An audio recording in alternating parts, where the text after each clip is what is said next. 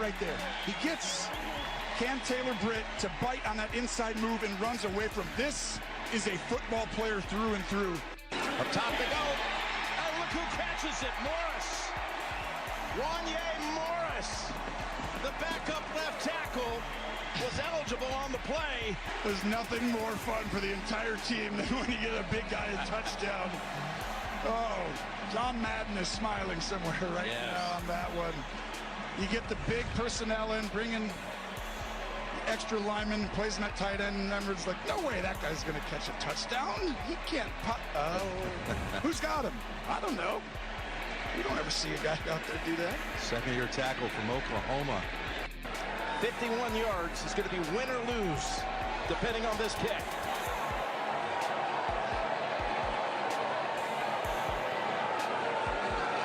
Butker's kick for the win. He buries it.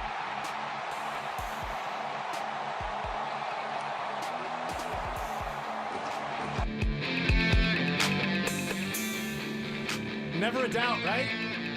Never a doubt. Once the ball was in the air, never a doubt. A lot of doubts during the game, not going to lie. 913-912-4810 is the text line to join us. 913-912-4810 is the text line. It's a Monday after the Chiefs game. 913-3810810. We will open up the phone lines if you want to weigh in. 913-3810810. We have Josh Kaiser coming up at about 11:45 or so. And then Field Yates at noon. We'll hear from Andy Reid coming up at 12:30. Mick Schaefer at 1 o'clock. Learn Funniest Best before the show is over. All that still to come over the next 4 hours. 913-912-4810 to text in. 913-3810810 to call in and give us your thoughts on the Chiefs knocking off the Cincinnati Bengals yet again. They've now won 3 straight against the Bengals, and Cincinnati now has to take the banner down, change it to 3-2, and then put the banner back up, because that's the banner that they have in Cincinnati. Yes, I thought it was going to be a much more lopsided victory for the Chiefs. I thought it was going to be an easier victory for the Chiefs. Lessons are rarely learned year over year in the NFL with reactions and overreactions, and this is one of those where the Bengals looked like a good team. The Chiefs did not play their best football. Patrick Mahomes didn't play his best football. They had 2 turnovers. They were -1 in the turnover differential. They're now -1 on the season, even against the Ravens. -1 yesterday. They were -11 last year, still ended up winning the Super Bowl. But it is not a good strategy to go through a game and have to overcome turnovers throughout that game. But they won. They are 2-0. The Bengals are 0-2. The Ravens are 0-2. The Chiefs have the tiebreaker over both of them. Sterling thought they would start 1-1, which isn't that crazy because they're a game over schedule for me. When the schedule was released, I believe the conversation we had was it's going to be tough to start 2-0 in those first 2 games if they lose one, or who would you prefer they beat if they only can win one of those games? And we had those discussions. But this team finds ways to win. They do it all the time. They don't do it every time, but they do it more times than not. Because last year on the home opener, on Thursday Night Football, against the Lions, they had penalties that set them back, and they couldn't complete the pass on 4th down, and there wasn't an obvious pass interference on that particular play. This go around, they had, I guess they were -2 yesterday because they had the fumble and 2 interceptions, and then they got the fumble back. So they're -2 on the season, but anyway. This go around, they find ways to get it done. They had the penalty that was illegal hands to the face on 4th down after the great play to Rashee Rice. They had the hold that brought back the scramble throw to Travis Kelce. They had 2 penalties on that drive that took away massive gains, big plays. And then they had an obvious pass interference on the defense. And it is, if there is a script to the season, the script is the immediate reaction of these ignorant fans that I really do think they have 2 eyes and they've seen football before. But I also question whether they have 2 eyes and if they've seen football before. They are so blinded by their bias, so blinded by hate, that they ignore the penalty that took away the Kelce play, the penalty that took away the Rashee Rice catch, and focus only on the penalty that gave them a first down. It is the same song and dance. It is tired. It is played out. Pick a new song. Pick something else. Skip to the next song. Heard that one. Heard that one. Heard that one again. Find another song, opposing fans, opposing analysts. Find something different to complain about. Figure out how you can win a game, how your team messed up. Don't fumble the football. Yeah. Rush more than 3 on 4th and 16. Don't have your star wide receiver throw a temper tantrum on the field because he didn't get a penalty call. That wasn't a penalty. Yeah. Don't have your kicker miss an extra point. There are a lot of things you can have happen throughout the game. But it is the loser's chant. And the Bengals have been in this situation a lot because they have no Super Bowl wins. It sucks when you're living off of regular season wins and some postseason wins as your entire history, but not a banner that's hanging that says world champions. There's a banner that's hanging that says Burrow is 3-2 against Mahomes. And that's fine. That'll get them through the night. That'll help them sleep better. Okay? One more time, they can go to bed, rest their head on the pillow easy, and wake up the next morning and go, still 500 over that guy. Burrow is still 500. But is the same song and dance every single week, unless the Chiefs lose. Then it is radio silence. It's church mice, wallflowers, sitting there silent, mimes, nothing, nada. Chiefs win, old song and dance. Play the same tune over and over and over. Win a game. The Lions won a game. You know what the Lions weren't complaining about last year? The referees. You know what the Raiders weren't complaining about on Christmas Day? The referees. You know what the Bengals weren't bitching about in the AFC Championship game a few years ago? Referees. Then they lose the game. What'd they complain about? The refs. You know what the Chiefs didn't complain about when they lost the AFC Championship game to the Bengals? They didn't complain about the refs screwed them. You didn't sit here the next day and go, well, the officials clearly want the Bengals to win. It's the script. They're tired of the Chiefs. Woe is me. Boo-hoo. No. They went the next year and won back-to-back Super Bowls because they're not a bunch of crybabies. And they've hung banners before. They know what it's like to win. Losers cry.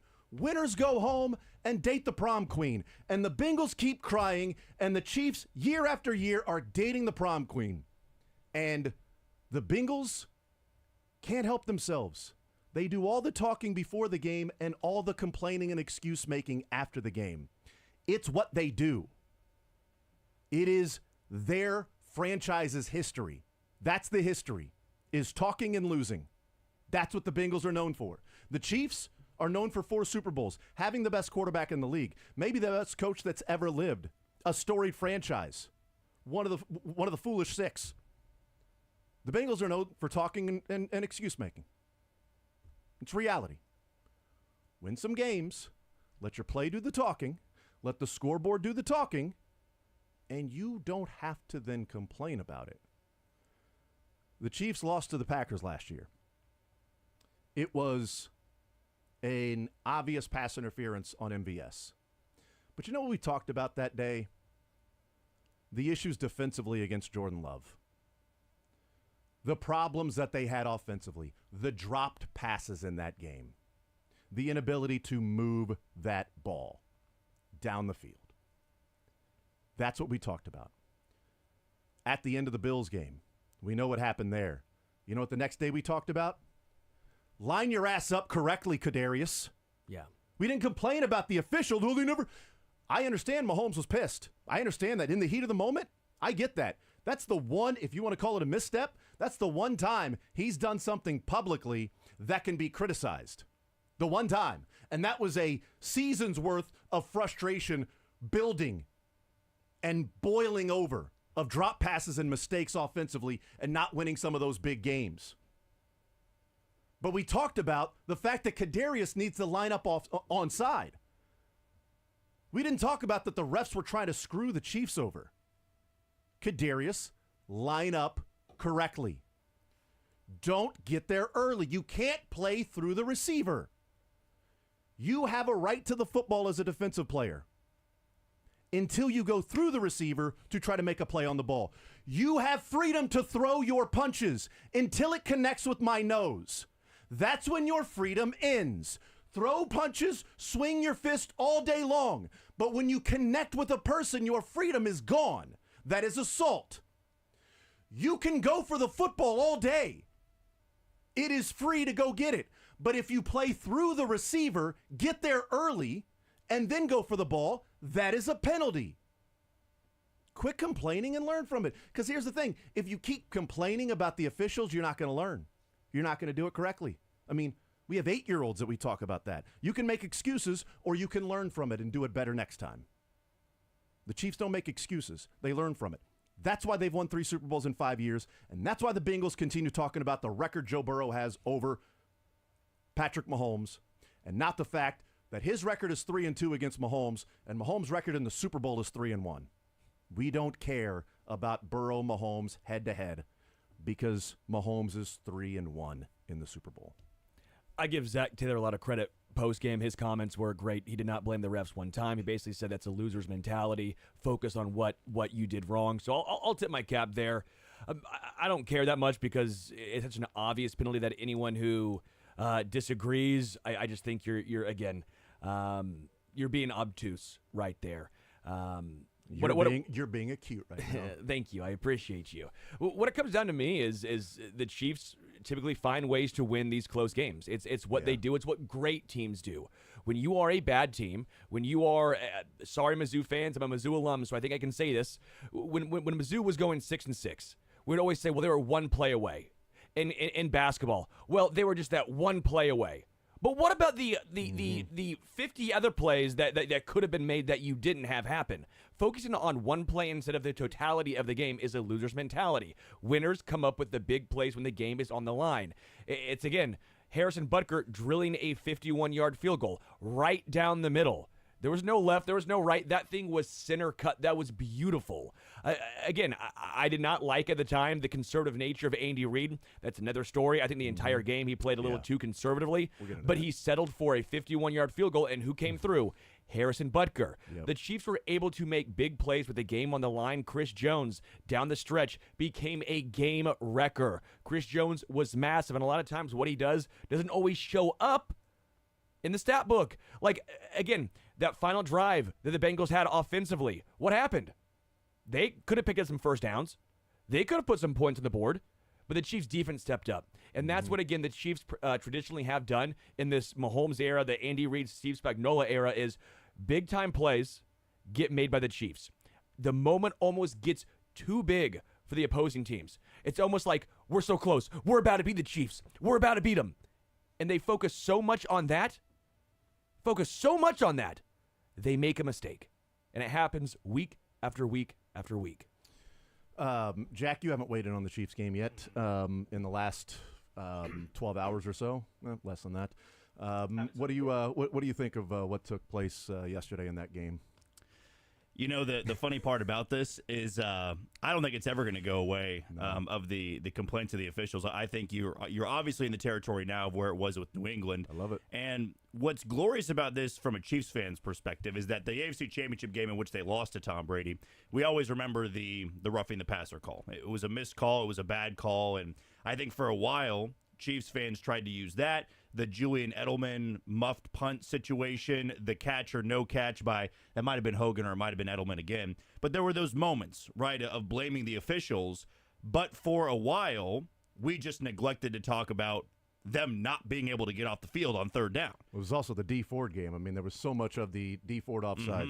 How can you be that dumb? Line up on sides. I have a feeling if the exact same thing happened in the AFC Championship game against the Chiefs, they would say, how do you make that call in that situation? You can't call him for offsides against the Chiefs. They're going to bail him out. Anyway, go ahead. And, you know, you've been able to see it from both sides, where back then, before the success of Kansas City, it was easy to say, well, the league's out to get us. They want New England to win a Super Bowl because it's great for ratings. And I chuckle at that because if the NFL was scripted, if they did want it for ratings purposes, for market purposes, why are the Dallas Cowboys not winning Super Bowls year after year after year? For ratings-wise, for Super Bowl ratings, are you kidding me? It'd be global for the Dallas Cowboys to get into the Super Bowl. And if the argument is, well, now Taylor Swift's involved in this, the Chiefs get a lot of ratings. Well, the Chiefs had won Super Bowls before Taylor Swift got there.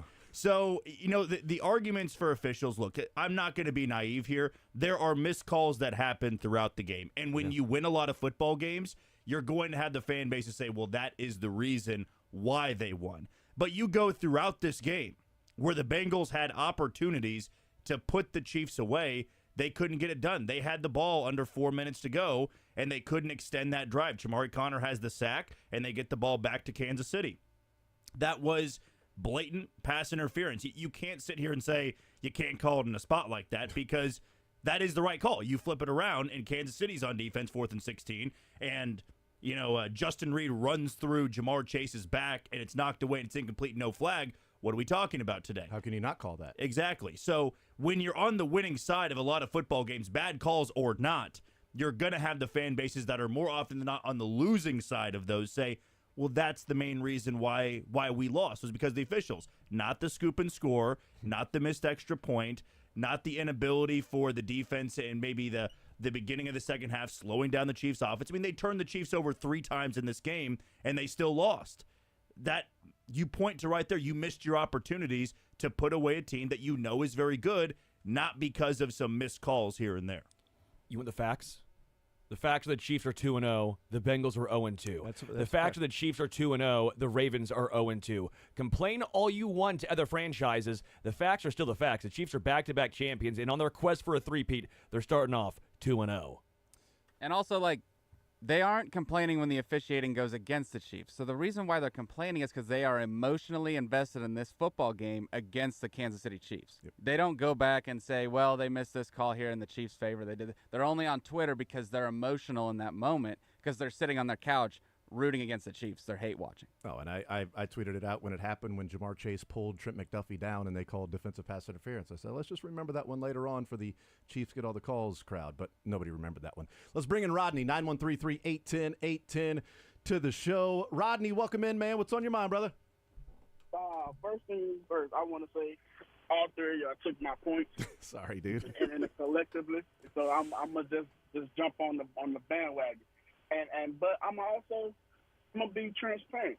I think half of Chiefs Kingdom need to join that list as well.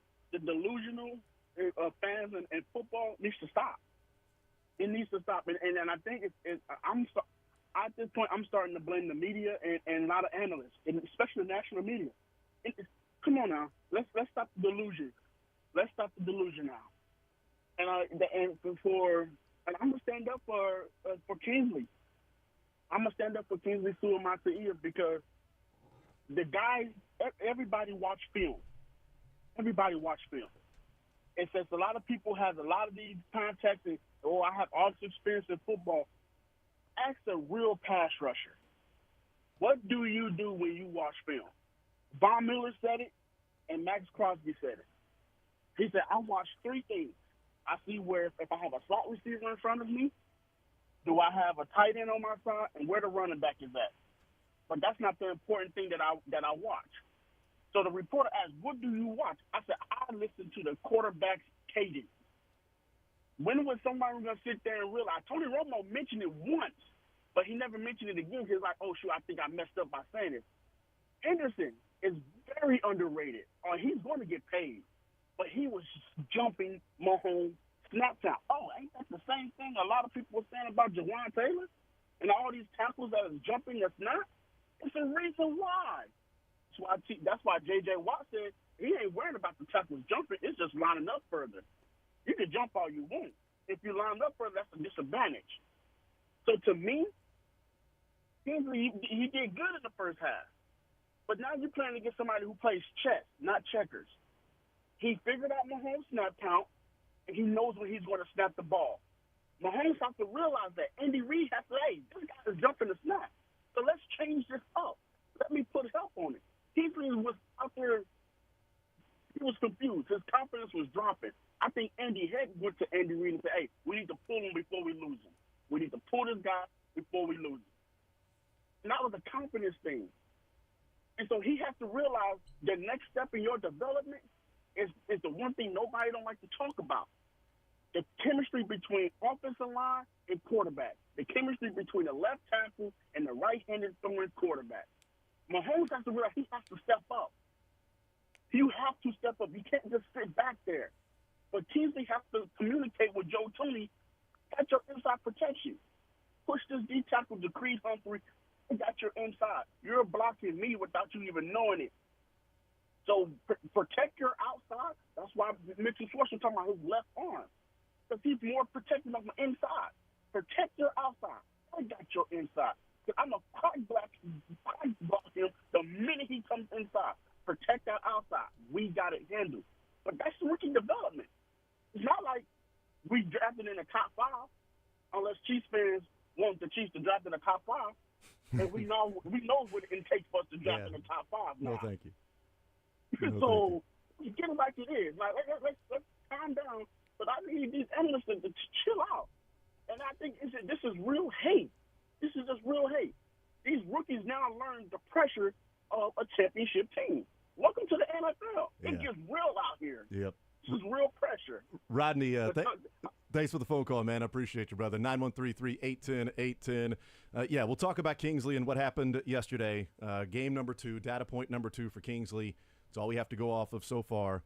He went up against a really good pass rusher in Trey Hendrickson. Great call, by the way. Rodney, great call, dude. Yeah. That was a killer call. You're right, though. That snap count cadence thing, Romo mentioned it once. He did. And it was pretty intriguing. I'm excited to get into a little deeper dive there with you. We'll take a timeout. We'll come back. We'll continue rolling. We'll get into Patrick Mahomes and the offense, the 4th down decision by Andy Reid, 4th and 1 from the 3, going for it, 4th and goal from the 1, kicking the field goal, what that may have done for the rest of the game. We'll hear from Andy Reid. We'll hear from Patrick Mahomes. We'll hear from Ian Rappaport, the rap sheet, the update on Isaiah Pacheco. Not great. It is a broken fibula. We'll get the official update from Ian Rappaport from NFL Network. We'll continue rolling more zone right after this.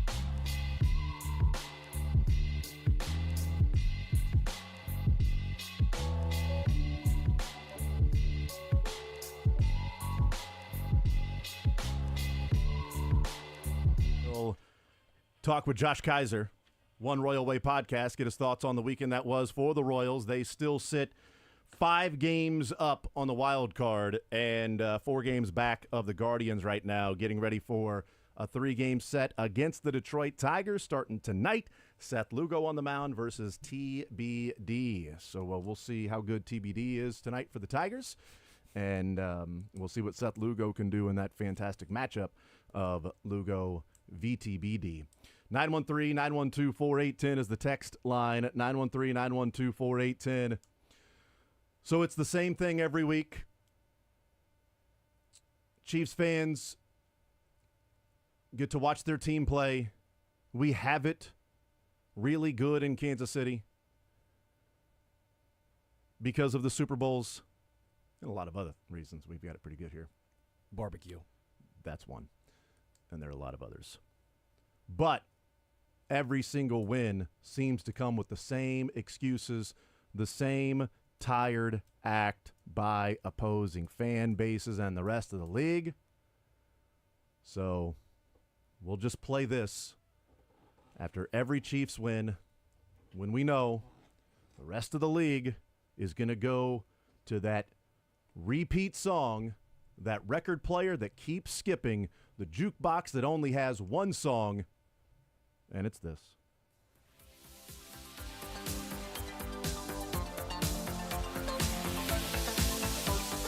Turn around, look at what you see in her face. In the face! The mirror of your dream. Make believe I'm everywhere, hidden in the light. Written on the pages is the answer to Every week, never-ending story. This is the song that doesn't end. Yes, it goes on and on, my friend. Second verse, same as the first. Never-ending story. every week. As long as the Chiefs are dynasty, it'll be the rest of the league after every game complaining about the officials. It will not stop. Even in an obvious pass interference, even when it was an obvious late hit out of bounds in the AFC Championship game 2 years ago, even if it's a hold at the end of the game, it's not going to stop every time. I don't know what they were looking for against the Ravens last year in the AFC Championship game. I saw somebody even saying, everybody knows the only reason they beat the 49ers is because of the refs. Like, everybody watched that. They got all the breaks in that game. Like, I actually don't remember if they got all, I remember celebrating after a Super Bowl. That's what I remember. I guess, that's what happens when you actually win. But it is a constant theme each and every freaking week. But I like being on this side. I love being on this side of it. It's much more enjoyable than being on the other side of it. Oh, this side of the script's great. I love this script. It's a great one. It's fantastic, Yeah. man. It's so good. Love it. 913-912-4810 is the text line. 913-912-4810 is the text line to be a part of the show.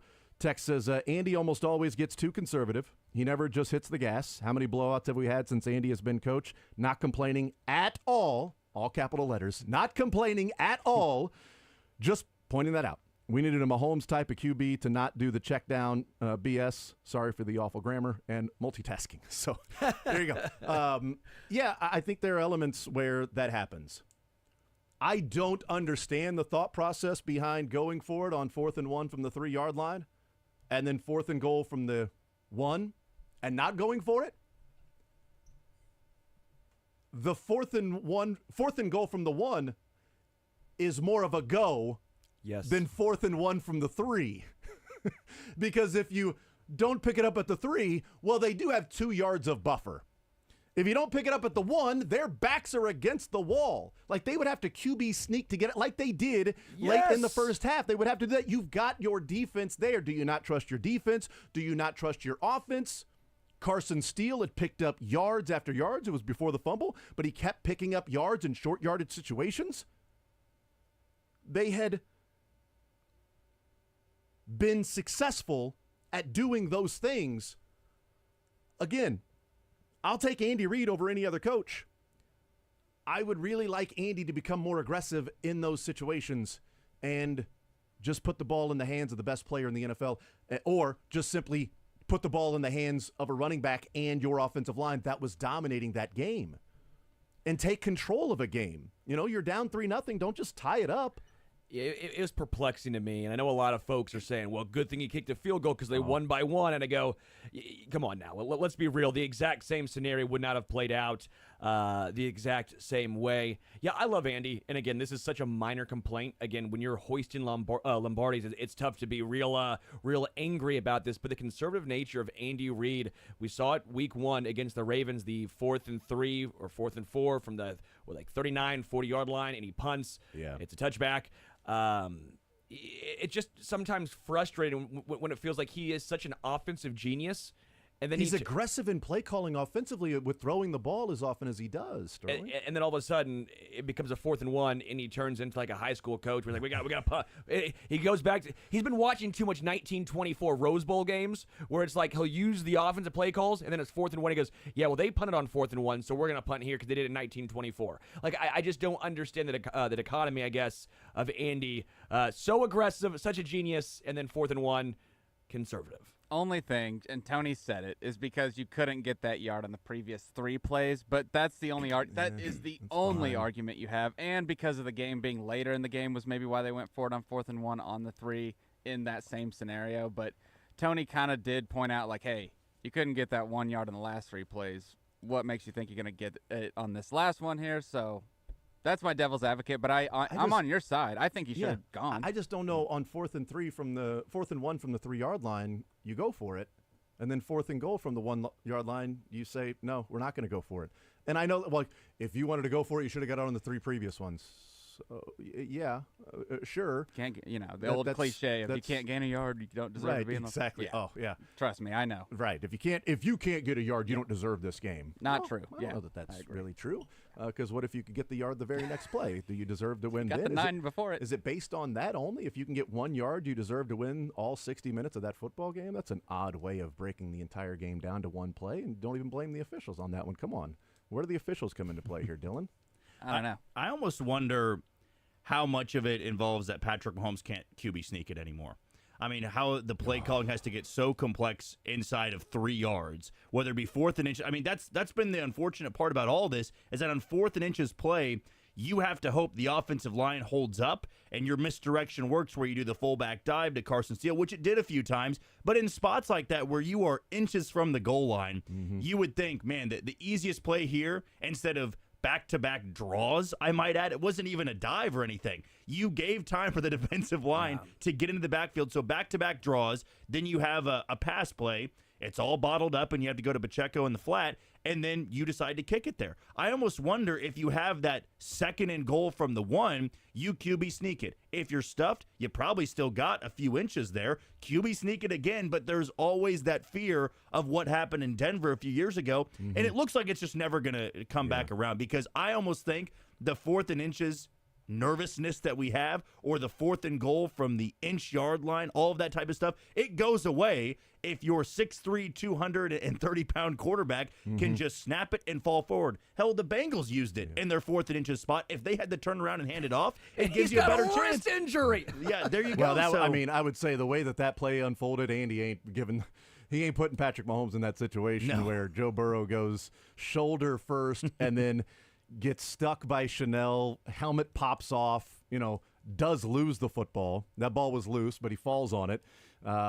They did pick up the first down, but I think Andy's going to look at that and go, nope, that ain't something we're doing anymore. I've already moved on from that. If the Chiefs were not going to run a quarterback sneak on 4th down in overtime of the Super Bowl, when the 49ers did not have anybody directly over Creed Humphrey, because they had no fear of a QB sneak on 4th and short. And then it was the mesh play. Yeah. Mahomes faked it and then picked up the first down on his own running. If they're not going to quarterback sneak there, they're never going to. So it's just not in the playbook anymore. I loved Leo Chenal, by the way, coming in as a little fullback. Crushed him. That dude is an absolute athlete. And that Burrow play was very dangerous. Like, oh yeah, a lot of bad outcomes could have came from that, especially the fact that his head was down when he went into Leo Chenal. Mm-hmm. And also, what is Carson? Can we use Carson Wentz for those kind of things? Can we use Carson Wentz as our It probably all-time- becomes too obvious though at that point. But it's I mean, kind it's of like already- with You the, still hand off when you though. line up as a quarterback could. sneak in the tush push, is it not Yeah. obvious? I mean, it's right. if we're trying to gain half a yard here, Although the Eagles in Week 1 did That not is- look good that's without true. Jason Kelsey Very there true. with the tush push, to the point that Sirianni was like, "Yeah, well, okay, we're not going to do it again." One more thing, again, with Andy Reid being a little more conservative here in these situations, I don't have a huge issue with this one specifically, but the end of the first half, when they had a chance to try a 67-yarder, if I'm not Like 68, 67, 68 something with like that, Harrison Butker.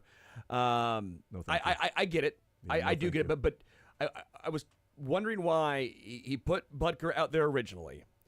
Was it to try and see if the Bengals would call a timeout? Because if the Bengals did call a timeout, then maybe you try it. But with them not calling it, the Chiefs then eventually had to. Because if you miss that field goal with no timeouts left, I think you feel a little better about your chances of them, okay, they're probably not going to score anything here. But if they still have one timeout left and you miss that kick, well, now things get a little dicey. They're at the 42-yard line if you miss the kick. They're the Chiefs' 42-yard line. Yeah. The Bengals are. So that's right at that point. From the 42-yard line, you're talking about a 59, 60-yard field goal without moving the ball with one timeout and 24 seconds left, or whatever time would come off the clock when you kicked it. I'm just wondering how the whole situation was you'd have unfolding 2 or 3 plays. in Andy's mind. I was wondering if that was Yeah. what it was, though, was hoping that the Bengals would call a timeout. Then you might have a chance to go for it. From what Butker said, it sounded like nobody told Butker to run out there. Like he ran out there on his own. And Dave Tobe looked at him like, "What are you doing?" And he just ran out there. And then Tobe looked at Andy, and they sort of discussed it, and then they decided to punt it. So Butker was trying to be the one to I push think that Butker through. was just like, "I'm just going to run out here," and then Well, you have a chance for what's an NFL record. Why? Yeah, I mean, if you're the 68. kicker, you're. Yeah. I get it. Yeah, I mean the wind was in his back there, but that's just Slight. the odds. That's a 6-point, or at least it wouldn't be a 6-point swing because it's not like you missed a chip shot and they got a field goal. But you could be putting 3 points on the board for the Bengals by attempting it there. You certainly could be putting 3 points on the board for you, but the odds of the Bengals getting 3 points out of that scenario Might be is higher. greater Yeah. than the Chiefs getting 3 points. So you play the percentages and you punt it. And then a hat tip again to Matt Ariza. What a Yeah. punt right there. And great job by Josh Williams, by the way, because week 1, almost the Yeah. exact same kick happened, and he was in the end zone. Joshua Williams learning right there, getting up just in front of the end zone. So big hat tip to Josh Williams on special teams, and Matt Ariza making that a lot more interesting for the Bengals to end the half. Well, and shout out to Matt Ariza, because after the Bengals went, 3 and out, or the Chiefs went 3 and out, they down by 2 at that point. They were still down 25-23. The Chiefs got the ball, went 3 and out, 63-yard punt by Ariza. And the Bengals started the drive at their own 16-yard line. Huge. Yeah, I mean, if he shanks that and they start with the ball at like the 45 or the 50, I mean, you're kicking a field goal. Now a field goal does not win that game. Now you need a touchdown. Now you're down Essentially, 5. that's a turnover. That's what they kind of count, like I mean, botched punts, anything like that. He boomed that thing, man. Yeah. And I don't know if it was Tobe or somebody on the sideline, or if it was somebody in a Chiefs uniform out on the field, but the mics picked up somebody saying, "We need it right now, need it." The field mics across the league yesterday, it felt like, were picking up like every single thing on the field. Did anybody else hear that when they were punting and Ariza was going out there? There was somebody that said, "We need it right now, need it," and he boomed it. Yes, boomed it. So I mean, that's why you go and get that guy. All right, we'll take a timeout. We'll come back, continue rolling more zone next.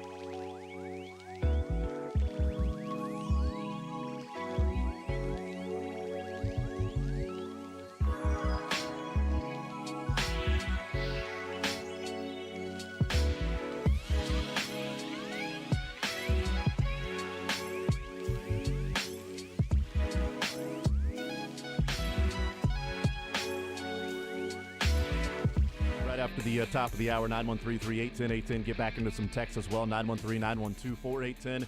Texts coming in. I also want to know what the name of the play was for Wanya Morris. I mean, Todd tried. He asked Andy Reid, what's the name of that play? And Andy Reid said too early in the season. All right, maybe at the end of the year, I guess we'll hear. If that was the Super Bowl, we would know what the play is. It's Motown Philly, right? It's Wanya Morris. Back again. That's right. You gotta call that Motown Philly. We'll figure out what the name. Boys to Men. Boys to Men could be the name of it, but it has to be something along the lines of Wanya Morris. Okay, end of the road, into the field. So hard to say goodbye to field goals, or just Motown Philly. I don't know. That seems easier.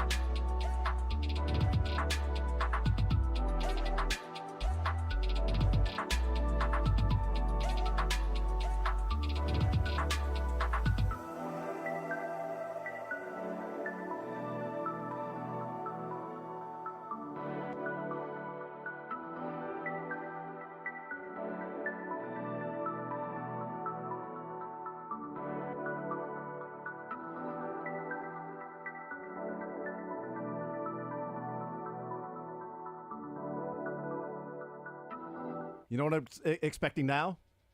So next time they're in that situation and Leo Chenal's in the backfield, Mahomes fake handoff, bootleg the other way, and then look for a pass play down the field or somebody in the flat or something like that. Play off the fact that, Chanel's in the game. Here we go. This is what they did last time. This is the way they went with it. And just, a little bootleg, head the other way. 913-381-0810, 913-912-4810. Let's hear from Ian Rappaport with the NFL Network. He weighs in. This came down around 9 o'clock or so. The latest on Isaiah Pacheco.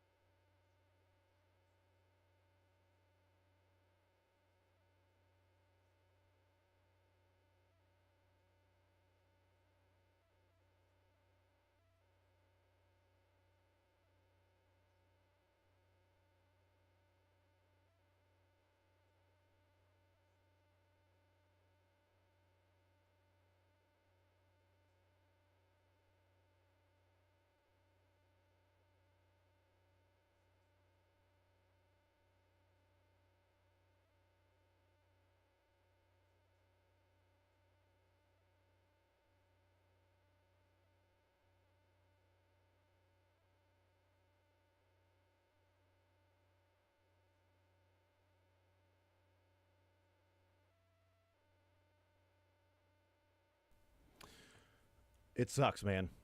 This time last week, we were talking about what's the offense going to look like when you throw in Hollywood Brown to it.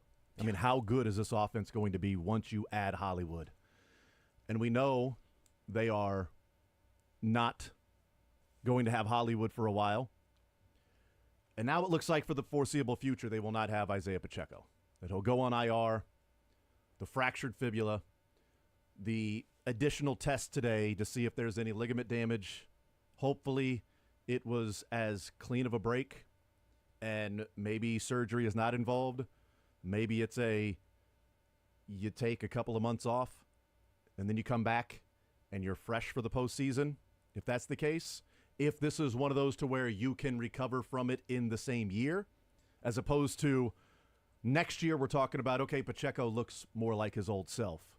As opposed to if he's back in December and you go, he's Pacheco's back. Yeah. But is he number 10? Like, is that Pacheco? I don't know about what this injury is, if it's anywhere near as close as Mark Andrews, because Mark Andrews then fought to come back and he didn't look like the guy he was before when the hip drop tackle, took him out with that severe ankle injury. Just for the sake of laying the groundwork here of options for Kansas City. So Clyde is out the first 4 games. That much we know. So there's at least 2 more games Clyde is going to be out for. Amani Bailey and Keontae Ingram are both on the Chiefs practice squad. Deneric Prince, I've been asked this a lot, he's on the Dolphins practice squad, all right? So Deneric Prince is not in KC, Dolphins practice squad, but they can still go out and get him, right, because he would take a 53 spot over a practice squad spot. Most likely Prince isn't saying no. A couple of names as free agents who are familiar with Kansas City. LaMichael Pirine, which is what, Samaje's cousin. So LaMichael, just get all the Pirines. If your last name is Pirine, just fine. As far as free agents who are familiar, LaMichael Pirine. You have Jerick McKinnon, and then down the road, I don't think it's going to happen. Just, again, familiar for people, Kareem Hunt's also a free agent with a 3-point-yard average carry last year. I think if it's going to be out a while, you can see the Chiefs get a little creative. Carolina, obviously, they're not going anywhere. Jonathan Brooks coming back at some point. Would they trade a Hubbard? Would they trade the Chiefs wouldn't do it because of the contract, but like a Miles Sanders? I'm just thinking outside the box here, just, again, all based on how long Pacheco's going to be out for. I think you do have to make a little bit of a splash here. I think it's all fine and dandy for the next few weeks to let Samaje Perine be the number 1 running back and Carson Steele to stay in the role that he does have. But if Isaiah Pacheco is going to miss the majority of the next, let's say, 8 to 9, what was it, the recovery time there? If it is a fractured fibula, is it? Could be 4, could be 8. It depends on, do you have to go in and fix ligaments, or is it just simply a fracture that you then have, 4 to 6 weeks out for a broken bone? I think today, whether we get an update today or not, today when all those, the imaging and the additional tests come in, we get a pretty good idea what the prognosis and how long this thing's going to last for Pacheco. I just don't know if you can go throughout the next handful of weeks not really having a true number one running back because you already lost Hollywood Brown for the majority, if not all of the regular season. You do need to have some form of a threat in the backfield. I don't think you want to ask Patrick Mahomes to throw the ball 45 to 50 times a game because you can't get any traction on the ground. Not saying it's impossible for Samaje Perine to do that, but Samaje Perine was brought in to be the number 3 pass-catching running back. I don't think you want to leverage him into the number 1 spot and say, we're good, we're going to move like that the rest of the year because your number 2 back is an undrafted free agent rookie, and your number 3 running back could be a Keontae Ingram or Imani Bailey who also doesn't have a lot of NFL experience. So to me, if you do get word today that Isaiah Pacheco is going to be out for an extended period of time, I'm with Sterling here that you go after a team that is not going to be good at all this year, and you see what it would cost to bring in a running back. I'm usually not somebody that thinks you should mortgage a lot for a running back, but this is a team trying to go for a three-peat, and I think you do need to have a legitimate threat in the backfield, not somebody who, as of yesterday, was your number 3 back. Those are the names that people will be talking about. Those are the names that are out there and available. I woke up this morning saying, please don't mention Kareem Hunt. Yeah. It's not happening. That's what I woke up this morning saying. But I can tell you now that people should be prepared to hear Kareem Hunt in Kansas City. I'm telling you right now. I am not saying they are going to sign him, but I will tell you from the time I woke up this morning to then reaching out and talking, I will tell you that door is not closed. And there's interest in Kareem Hunt from the Chiefs. We'll see if it ever connects. But I am pretty surprised, to be honest with you, because of how it ended, that there would ever be a reunion or even a thought of a reunion. But we are living in an age where Bobby Petrino is back at Arkansas. So now it is, he did lie to Clark Hunt. He got kicked off the team. He got suspended for his actions. He hasn't been the same back that he was with the Chiefs. He scored 9 touchdowns last year. He averaged, 3 yards per carry? Exactly 3. The year prior, 3.8. The year prior, 4.9. So it's been a precipitous drop over the last couple. So he's heading in the wrong direction. He is not signed. But I think people should be prepared to hear Kareem Hunt in Kansas City. I'm not saying Kareem Hunt wearing a Chiefs uniform and playing. I'm saying the Chiefs are looking for running backs, and Kareem Hunt is one of them they are looking at. Okay. I'll tell you that right now. That's very interesting. I think that the most logical solution on a week-to-week basis, or at least this upcoming game against the Falcons, Keontae Ingram. If you told me, Sterling, you got to play it, tell me who you think is going to be the guy to get called up or to be the one of the 3 running backs against the Falcons. I would say it's going to be Keontae Ingram. I would guess that would be the case as well, because he's got experience. You're absolutely right about that. And the 3 running backs they go with on Sunday night, Steele starts, Perine's your second back, and Ingram is your emergency guy if anything happens to one of the 2 guys in front of him. Yeah. But you're going to see a lot more reps for Samaje Perine in the game against the Falcons. And obviously you're going to see a lot more reps for Carson Steele against the Falcons. He is now the starting running back until further notice. And that includes anybody they may bring in for a workout this week. Are you that convinced that it's going to be Steele getting that much of a jump in touches? Yeah, I think it'll be I think he'll get a jump in touches and be the starter, whether it's like, he's not going to get Pacheco touches. Sure. But I think he'll run out on the field with the first unit as the starting running back. But I think Perine will get a lot more reps. I don't think they want to hand the full workload over to Carson Steele, a rookie. You want to have that stabilizing back. But it also means the offensive line needs to have a big game against the Falcons. It means that Patrick Mahomes needs to have a big game against the Falcons. It means the defense needs to play good football against the Falcons. It means that Kyle Pitts can't have 200 yards receiving because the Chiefs have an inability right now to cover tight ends. I mean, that's the story of the game yesterday. The officials and everything, we have fun with that in the first hour. But the story of the game to me was the Bengals, for whatever reason, the first 2 weeks, they don't win games. But they are still a really well-coached team. And the Bengals exploited two biggest weaknesses for the Chiefs, left tackle and linebackers. And they went after Kingsley. Easier to do when you've got Trey Hendrickson as opposed to trying to create pressure, simulate it different ways. And they don't have Kyle Pitts or Mark Andrews or Isaiah Likely. Sample and Gesicki and Eric All,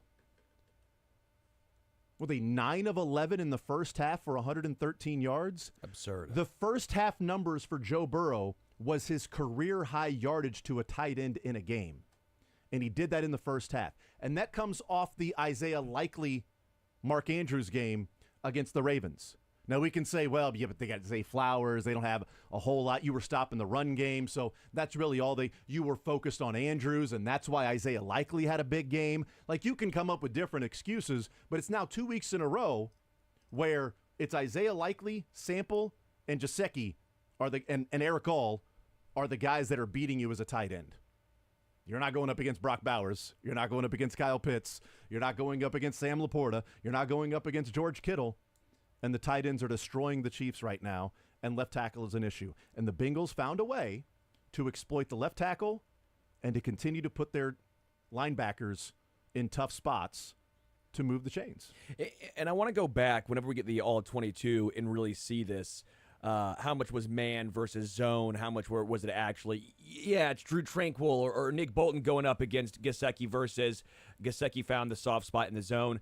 I will also point out Josh Williams at one point got cooked by a tight end. I forget which one it was, one of the three. I mean, he got put in a blender, so it wasn't just the linebackers. And this almost goes to what I saw in this game, too. I find interesting, maybe people will disagree with me here. I thought Nick Bolton was better in pass coverage in this game specifically. PFF agrees. PFF had Nick Bolton in coverage as a 73.9, which maybe is going to surprise some people.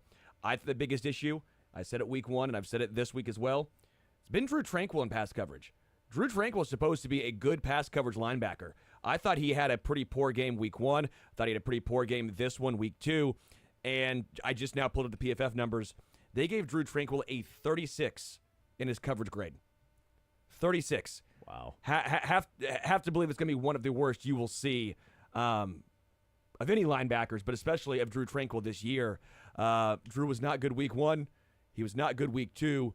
I don't know if you guys have any concerns there, but it feels like Nick Bolton's getting all this anger. It seems like everyone's placing the blame on him, and I'm not saying he's been perfect by any means at all, but it feels like Drew Tranquil, in my opinion, the guy who was supposed to be the good coverage linebacker, has been bad.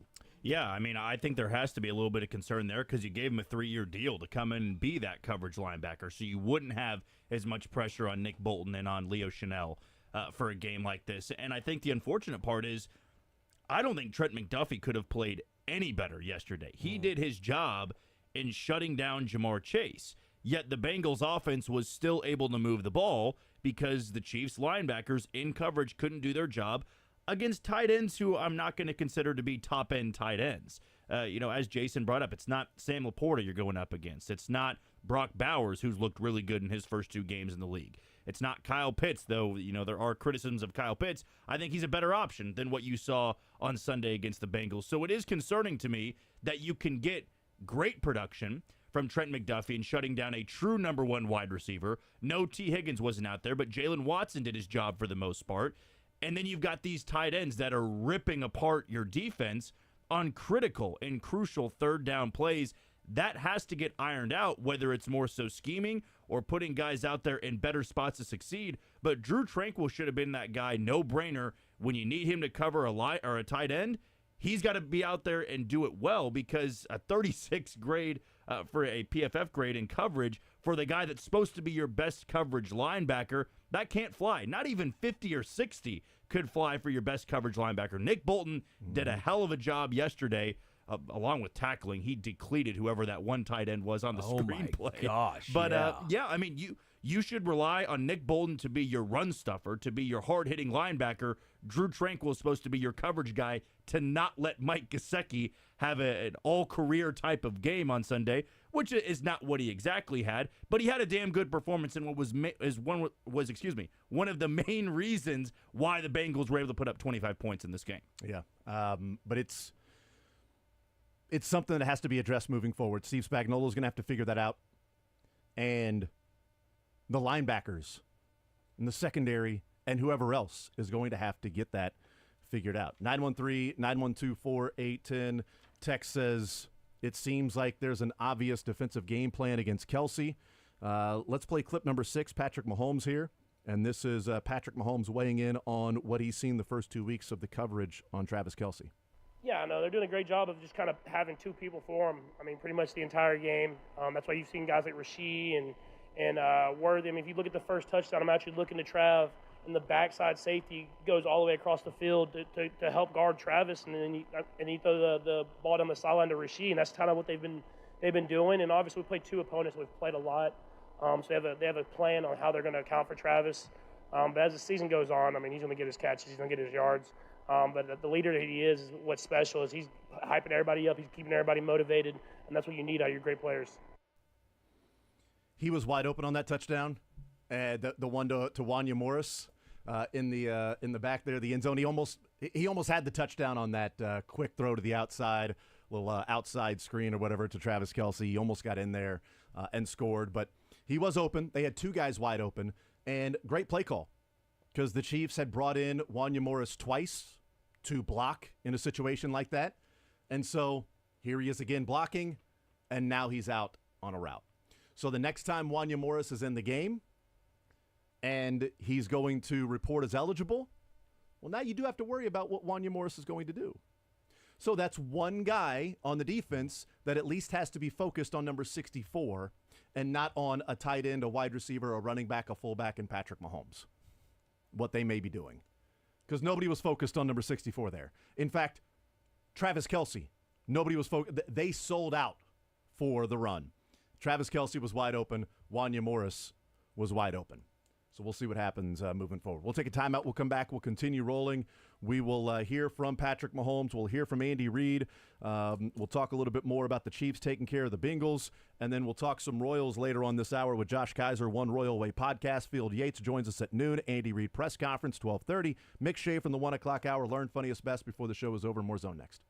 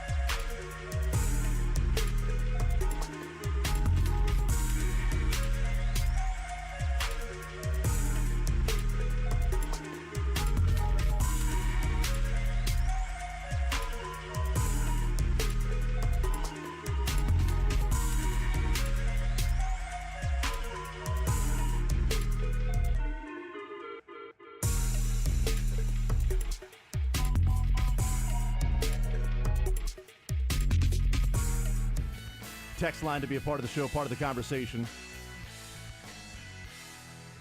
Text says, can 21 cover tight ends? Honey Badger texted Veach that 21 is a dog. Man, I don't know. He got in there when Justin Reed's finger was cut. But I don't know that if they felt like he could do that, I think he'd be playing, right? Would we agree with that? Or if here's the thing. Let me change that. Let me present it this way.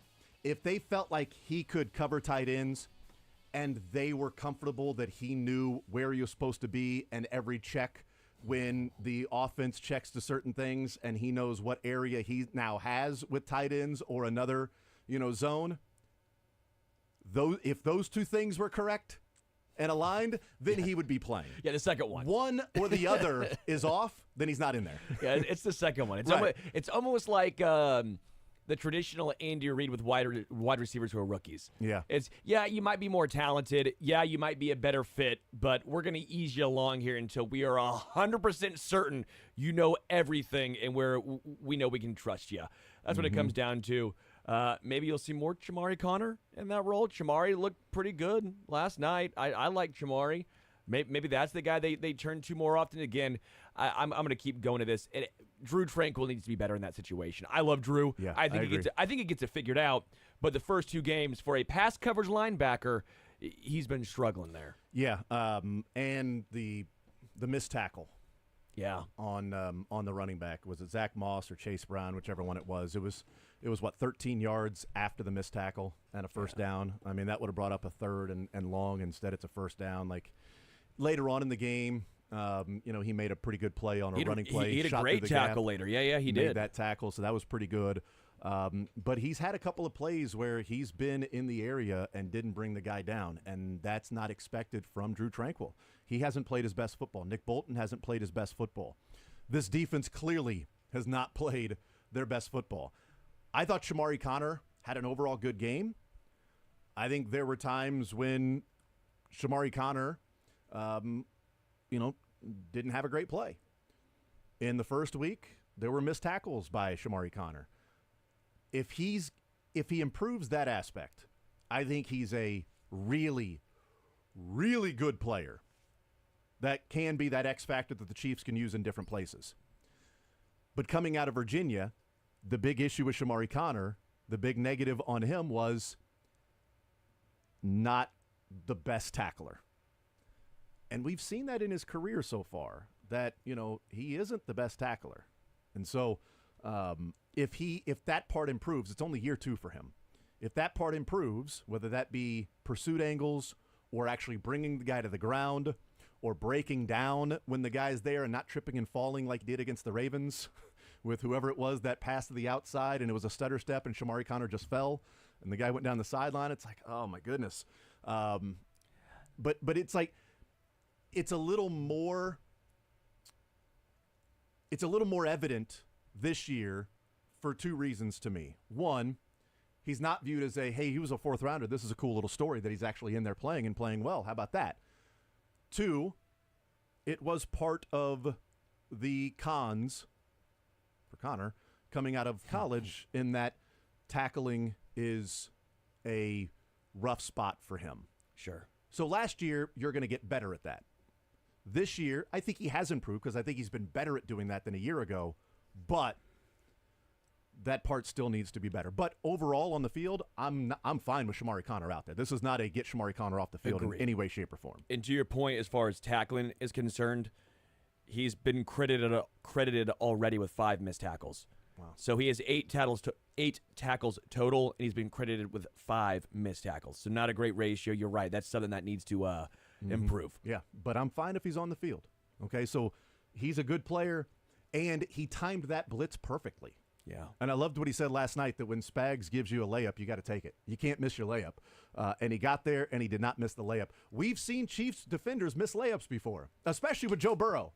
And he gets out of it, and he makes a play, and you're annoyed, right? Mahomes makes guys miss layups. Lamar makes guys miss layups.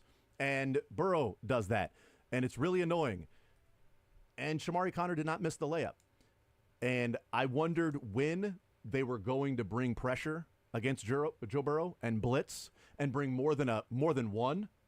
And they did on that play. And they overloaded that gap. The running back took the first blitzer, and then Connor was wide open.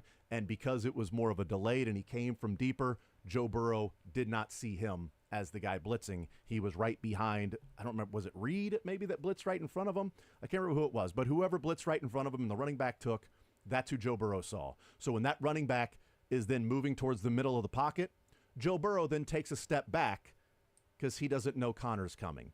And as soon as he starts to move to his right is when he sees red and then ducks and covers because Connor's right there. It was a brilliant play call by Spags in a great moment, and the Chiefs have to go and execute it, and they did.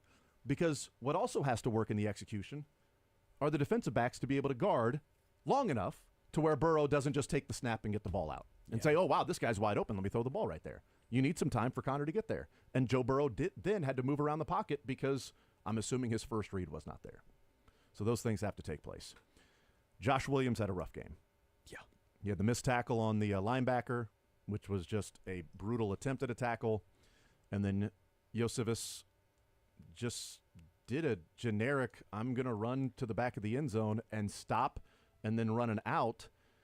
And for whatever reason, Williams, with Josephus on his left hip, running with him, starts looking into Joe Burrow. And on fourth down, like looking in, and you're toast at that point. Because once Josephus went the other way, Williams was still looking at Burrow. It was over. 7 yards. 7 yards he got beat by. Because you start looking in the backfield, man. Stay with your keys. If you're guarding him, he can't throw it. You stay with Josephus, he cannot throw that, man. All right, we'll take a timeout. We'll come back. We will talk with Josh Kaiser coming up on the other side of the break. We'll talk some Royals baseball. Josh Kaiser, One Royal Way podcast. Get his thoughts on the weekend that was. More Zone rolling along next.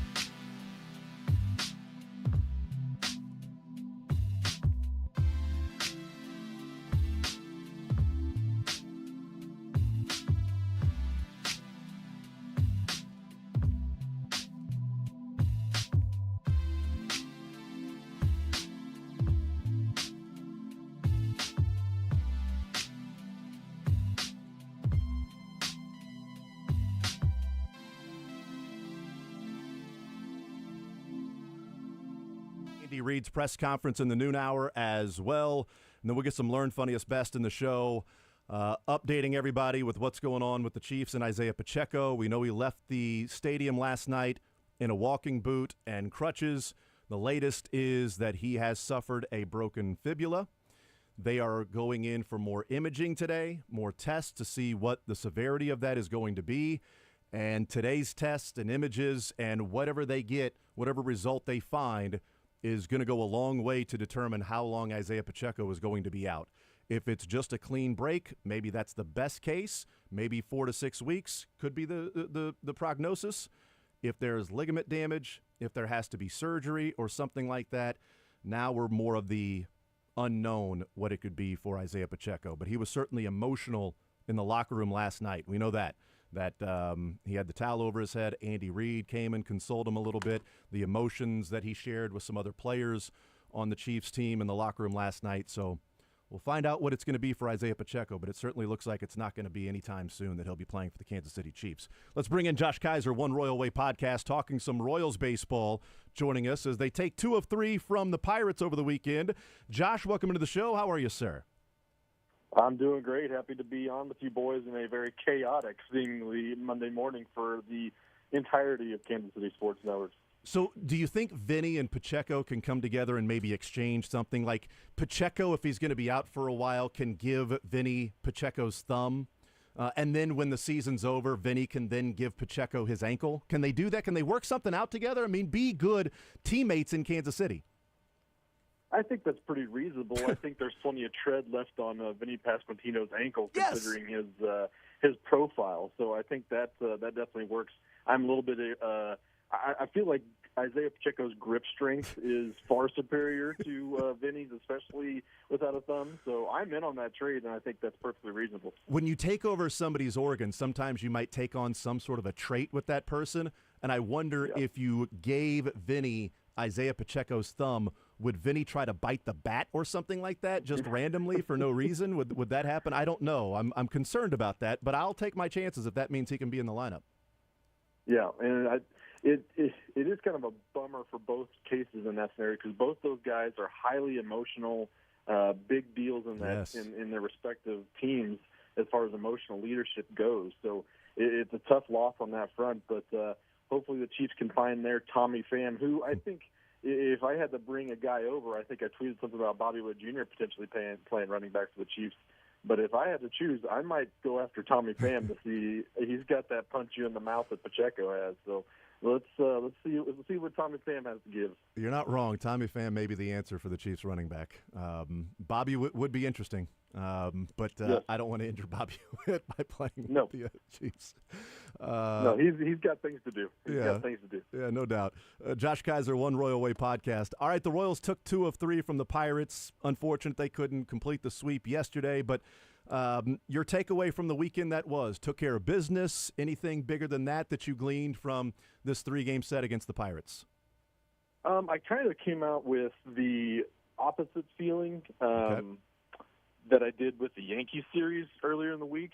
They lost 2 out of 3 in New York, but I felt like they played well enough to at least have won those 2 or 3 games in a tough environment against a really tough organization. Whereas coming out of Pittsburgh, it seemed like they definitely had the chance to sweep them. They just didn't cash in on opportunities yesterday, which is pretty discouraging, and that's one of the biggest weaknesses of this team. So that wasn't very fun to see, but, I mean, all in all, that's a good week, I think.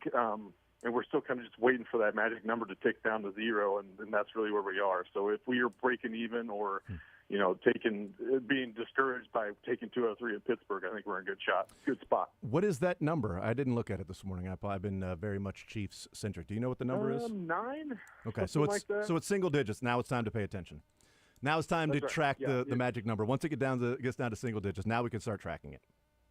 Yeah, I think we're back. I think it might be 8 actually. Okay. We'll see where we are on that. But we are on magic number watch, where I mean it's unlikely, but we could be clinching a playoff berth coming out of this weekend. So that's exciting. But that Tiger series is going to be pretty substantial for a lot of reasons. Yeah, that would be interesting if this weekend against the Giants if they have the opportunity of a magic number going into that Sunday of actually clinching the playoff spot at home. That'd be pretty significant. That'd be pretty cool. And I would hope that, there'd be a lot of people out there in attendance.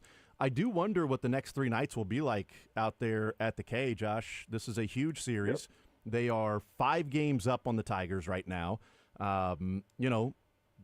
Lose all 3. Now you're in a dogfight with the Tigers the rest of the way. Take 2 of 3. You've taken care of business, and you've taken the Tigers essentially out of the running to catch you. Maybe they can catch the Twins. 1 of 3, you only drop a game there, and you're 4 games up with, at that point, 9 games to play. What do you think the atmosphere will be like at the K the next few nights? Boy, I hope it's electric. I mean, if it's the crowd at Arrowhead yesterday was awesome. During the game, I remember talking to my wife. I was like, "Man, it is loud there," and it's absolutely should be. So, the fans at Royals Kauffman Stadium have been very, very good this year and showing up and making it feel like that postseason atmosphere. It is a Monday night. It is, not cool by any means out there, so I think that can kind of go against them. But the Royals fans have been showing out all season. We got a great series against the Tigers. I think they'll absolutely show up and make it feel like October and September, I think. Where's your feeling now as we head into these last 12 games of the season of how the bullpen's sitting? What's your confidence level with the guys that Quatrero is going to, and how they're performing when they're actually in the game, and how the bullpen sort of sets up in games that are closer? Where's your confidence level at right now with 9 games to play, 12 games to play? I'm on a scale of 1 to 10. I'm probably at a 5. Okay. I think any given night, any one of those guys can just get shelled and lose the game, and that probably includes Lucas Erceg, even though it's not likely most of the time. But it's just kind of what we've seen. And that being said, I think that they have enough to get to the postseason to finish this stretch out and get in there. And then after that, I feel pretty darn good considering how they have to kind of finagle the rotation to adapt to postseason baseball and move some of those starters to the bullpen. I think that absolutely solidifies them in a way that we haven't seen at all this season. So I would be fairly confident in that bullpen once we get to October. And if I'm at a 5 out of 10 right now, I think that's good enough to at least, you got 3 or 4 guys that you feel good about. And at this point, that's probably fine to get to the finish line. There will be 6 games to play next time we talk, Josh, and they'll be heading out for that 6-game road trip to Washington and then to Atlanta. Hopefully Atlanta has some sort of idea in those last 3 games of what they're going to be, whether eliminated or clinching a wild card spot, that those last 3 games will not matter. Hopefully that is the case, and maybe it'll be the case for the Royals, and it won't matter for them either. But as you look at these final games, again, next time we talk, there'll be 6 games left. Do you have a preference as to what you would like to see the first round wild card matchup to be? Listening to Soren Petro and Rainy Jazirli, they got Kaufman Corner there. I actually usually wait until after we record our podcast on Tuesday nights before I listen to them, but they are like a required listening for me on this part. But I listened to them this morning. They brought up a good point that they are within range of that 4th wild card spot against Baltimore. 2 games behind them for that 4th wild card spot, which means if they were somehow able to get over Baltimore at that point, they would then host the 5 seed in the wild card round. Otherwise, they go to Baltimore. And the ideal scenario is basically to do that because they are far and away a lot better at home against anyone, let alone a team as good as Baltimore is. They're kind of struggling a little bit now. They got a tough schedule now. It's kind of their gauntlet. But they are a legitimately good team. And I don't want to see Baltimore at Camden Yards by any means. Outside of that, I don't really fear the Twins. I don't feel going to Minnesota, even though it is kind of a weird nexus for the Royals. I'm not super worried about that, but I just want to play at home. That's the gist of it. I'm not really worried about anything else outside of going to Baltimore to play the Orioles. But it would be awesome if they were able to host the wild card round. Yeah, that would be great. That would be great. They've got an 8% chance of winning the division. The Guardians are at 91% chance. Does not mean that it won't happen because, you know what, 8%. So you're telling me there's a chance, right? Tell me there's a chance. That is the case. And also, you know what? The way that their season ends, I mean, we've talked about the Royals having such a tough schedule and a tough schedule and a tough schedule. And in the American League, the Guardians have the 4th toughest schedule remaining, and the Royals have the 9th toughest schedule remaining in the American League. So it does ease up for the Royals the rest of the way. And unfortunately, they don't have any head-to-head games against Cleveland to really take advantage of that. But we'll see what ends up happening. Josh Kaiser, One Royal Way podcast. Josh, you're the man as always. Appreciate it, brother. Enjoy the baseball, and we will talk next week when there are 6 games remaining in this season, and we'll have a better idea of who they're going to be facing off against in the postseason. Thank you, brother, as always, man. Yep, my pleasure. Enjoy it. Have a great week, boys. All right, you too. There's Josh Kaiser, One Royal Way podcast. I think we're on to something, guys. I think we figured it out. Vinny, with baseball still going on, and Pacheco going to be missing a number of weeks, Pacheco gives Vinny his thumb. Vinny uses Pacheco's thumb during the playoffs. After the playoffs are over, Vinny then gives Pacheco his ankle and fibula. That's an easy exchange, right? I mean, let's do that. Who says no to that trade? It's a fantasy football trade. Who says no? Who says no? I guarantee you Pacheco wouldn't say, Vinny wouldn't say no. Who says no? Modern science? Other than modern science, who says no? Huh? I can't think of one. Field Yates wouldn't say no, but he's next.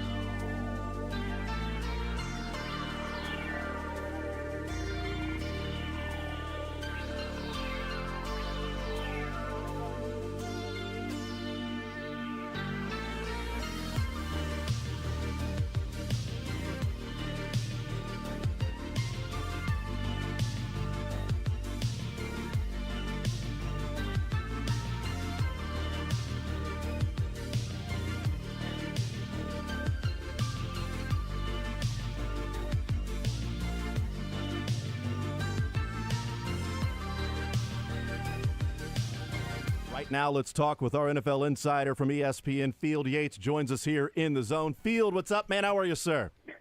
Jason, I am doing well. Happy start of week 3 to you, and I guess the conclusion of week 2 to all the Eagles and the Falcons fans out there. Yes, that is absolutely right. Let's start with the Chiefs and the Bengals. It is one of those things to where it's not going to matter what these teams look like in the future whenever they play. I will pick a one-score game, and I apologize for looking at history and spitting in its face about these two teams because they just simply find ways to play close games. What's your takeaway from what we saw yesterday afternoon at Arrowhead?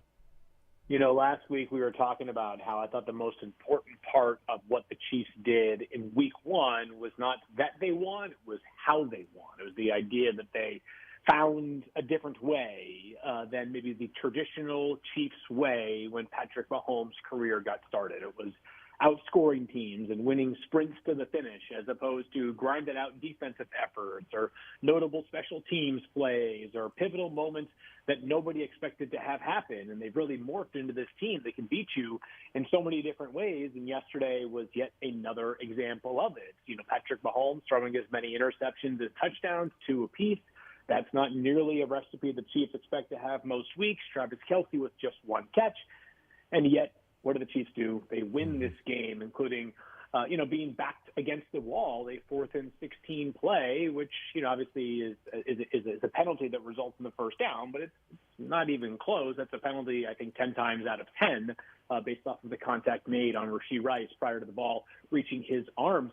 Impressed again by the way the Chiefs found a way to grind out a win. And in an AFC that has so many great young quarterbacks, one thing that we're seeing more and more and more of as we get deeper and deeper and deeper into Patrick Mahomes' incredible career is that all of these teams fall into the category of until they prove that they can actually beat Kansas City when it matters the most, we're going to have our doubts about them being able to do so. And while Cincinnati has played Kansas City as well as anybody, of late, the Chiefs have had the upper hand, and those things do matter to me. Yeah, I am wondering when, if ever, Field, that Lou Anarumo is going to get a head coaching job because he needs to get out of Cincinnati and somebody else can coordinate that defense. He is, he's good. He's outstanding. Yeah, I think the number was like in Mahomes' 20 worst efficiency games in his career. 3 of them have been against Lou Anarumo, which isn't surprising. Yeah, right. I might have guessed maybe even more, but just like it always seems like whether Mahomes struggles against Lou Anarumo or he presses against the Bengals because he knows sort of the narrative of Burrow v. Mahomes, and it's that one guy that while he's the best in the NFL, Mahomes is, he's got Super Bowls. We hear that, Burrow's 3-1 against him. I'm not sure what it is, but that Bengals defense seems to have some things figured out against the Chiefs. And I know that they turned the ball over 3 times and they settled for a field goal at 4th and goal from the 1, and they still scored 26 points. But it always feels like it's so much of a struggle when they go up against that Bengals defense, almost sometimes regardless of who's out there. Yeah, they probably have the least amount of fear of the AFC teams in terms of going to or playing Kansas City, probably in part because they did beat them at Arrowhead in the playoffs a few years back, probably also in part because they got a couple of guys, Orlando Brown Jr. has been there in Kansas City. He knows the mystique. Joe Burrow, I think, has a healthy respect for Patrick Mahomes. I don't think either of those guys fears the other player to the point that they don't believe they can win on that player's turf. It is always must-see TV. It almost made me wonder why we played that game so early on in the season because, the stakes are high every single week in the NFL. But you can only imagine what that one might mean if, this was a game that could help decide the, first-round bye in the AFC or something like that takes place closer to December and into early January. But an all-time game, maybe not all-time game, but a very, very fun game on Sunday between these two teams. And it seems like they always deliver. Which means the pressure is now on the Falcons to do so on a short week and make this game somewhat entertaining next Sunday night. What's your takeaway? And Field Yates is our guest from ESPN. What's your takeaway, your view, and what the impact may be for Isaiah Pacheco that placed on IR eventually? He'll miss at least 4 games. And then whatever after that with the imaging and other updates they'll get. But what's the impact in your mind for this Chiefs offense with no Pacheco? Yeah, it's legitimate for a few reasons. They were obviously already thin there. They're adding Samaje Perine just days before the season began. He's a veteran player, so it was no surprise that he could both be added days before a season begins and play right away in his first game. But what they don't have now is a back who can do a little bit of both, right? And that was part of the growth of Isaiah Pacheco. It's not just running for 98 yards, whatever it was yesterday on 19 carries, 90 yards it might have been, but also impacts in the passing game. We've seen him grow so much in that regard over the past couple of seasons. Has really, I think, blossomed as a pass catcher when given more opportunities. And I don't think the Chiefs are going to miss this to the point that they can't continue to win, but I also think it's fair to know that they will miss his spirit, right? He is one of those guys that has an infectious energy about him. We always love to make the joke about how he runs angry at the ground, right, with every single step that he takes. And Isaiah Pacheco's absence, I think, will be felt not just in, the actual on-field performance, but I would say sort of, the emotional side of what he brings to the table as well for Kansas City. A huge opportunity here, I think, for probably first Carson Steele, but also some of Samaje Perine, and perhaps we see some practice squad shuffling as well for Kansas City. It's a big void to fill, but they certainly are equipped to do so because they have shown themselves capable of overcoming almost literally anything over the past couple of seasons offensively. Yeah, it's unfortunate. It's 2 games into the season. There are injuries that happen. We know that. It's part of the deal. It's a war of attrition throughout the season, and, you got to have depth. But it is interesting, Field. A week ago, we're sort of discussing what this offense can look like when they get Hollywood Brown back. And, a few days later, we find out that Hollywood Brown is going to have surgery and could be out, up to 3 months, maybe the entire season. And now we're wondering what the offense will look like without Pacheco and Hollywood Brown, because they made moves in this offseason, Field, to make the offense better and to get in a position to where you look at it and go, look, the wide receivers a year ago, not going to happen, not good enough, and going to make moves and changes so that Mahomes has better receivers, more reliable guys that are going to be in the right spot. And they're, an injury away from feeling like they're in the same spot they were a year ago. And that's just simply what happens and how you have to overcome it. And the Chiefs have been able to do that, Field. And I wonder, what we'll be talking about in a few weeks if it's Carson Steele that steps in and plays well, or Samaje Perine steps in that plays well, or if just simply Mahomes looks at it and says, I've got to be better, and I've got to carry this team without Pacheco a little bit more. And he taps into his sort of bleep you mode for Mahomes until Pacheco gets back. Yeah, totally. No two ways about that. He might have to do that. It's interesting. I thought coming into the season there was a chance that this offense got back to its explosive ways, and maybe it's as simple as not having Hollywood Brown. Maybe there's more to it, but it certainly hasn't played out like I expected it to through the first 2 games of the season. It's fine. They've still won those 2 games, and it's not like scoring 27 and then 25 points is completely unacceptable offensive outings, but I certainly expected more from them. And you don't want to deal with these kind of injuries at all during the course of the season. But if there is a silver lining, it's probably that this team will be fine as it pertains to the playoff picture. It'll get Isaiah Pacheco back for more meaningful snaps down the stretch. And it also may force them to kind of as you just sort of suggested, maybe reshape their offensive identity a little bit right now. And maybe Patrick Mahomes feels a greater burden than he has had to carry through the first 2 games of the season. But I still am a little surprised by the lack of explosive plays in the offense consistently. They obviously got the big Rashee Rice play yesterday that kind of was the offensive highlight. But it was much more of a grinded out game than I think we probably would have expected. Maybe not you, because you study Lou Anarumo's numbers so closely, right? But at some point, I just felt like the Chiefs' offense was going to take off, and it hasn't happened through 2 games. Maybe Atlanta, who I thought was solid defensively in Week 1 against a pretty limited Pittsburgh offensive team. We'll see tonight, but. The Chiefs team they're not as much of the easy button mode as they were early on in Patrick Mahomes' career. I don't think they achieve that because Isaiah Pacheco is out, but I do wonder if they'll kind of go about their business a little bit differently. How much of a concern their Field is it at left tackle for this Chiefs team? They had a lot of hope for Kingsley. And he had a rough game against a good guy in Trey Hendrickson, and eventually the Chiefs at the end of the game just said, hey, man, we're going to sit you down. And Andy Reid said, take a step back so we could take a step forward. But how much of a concern do you think there is with Kingsley at left tackle?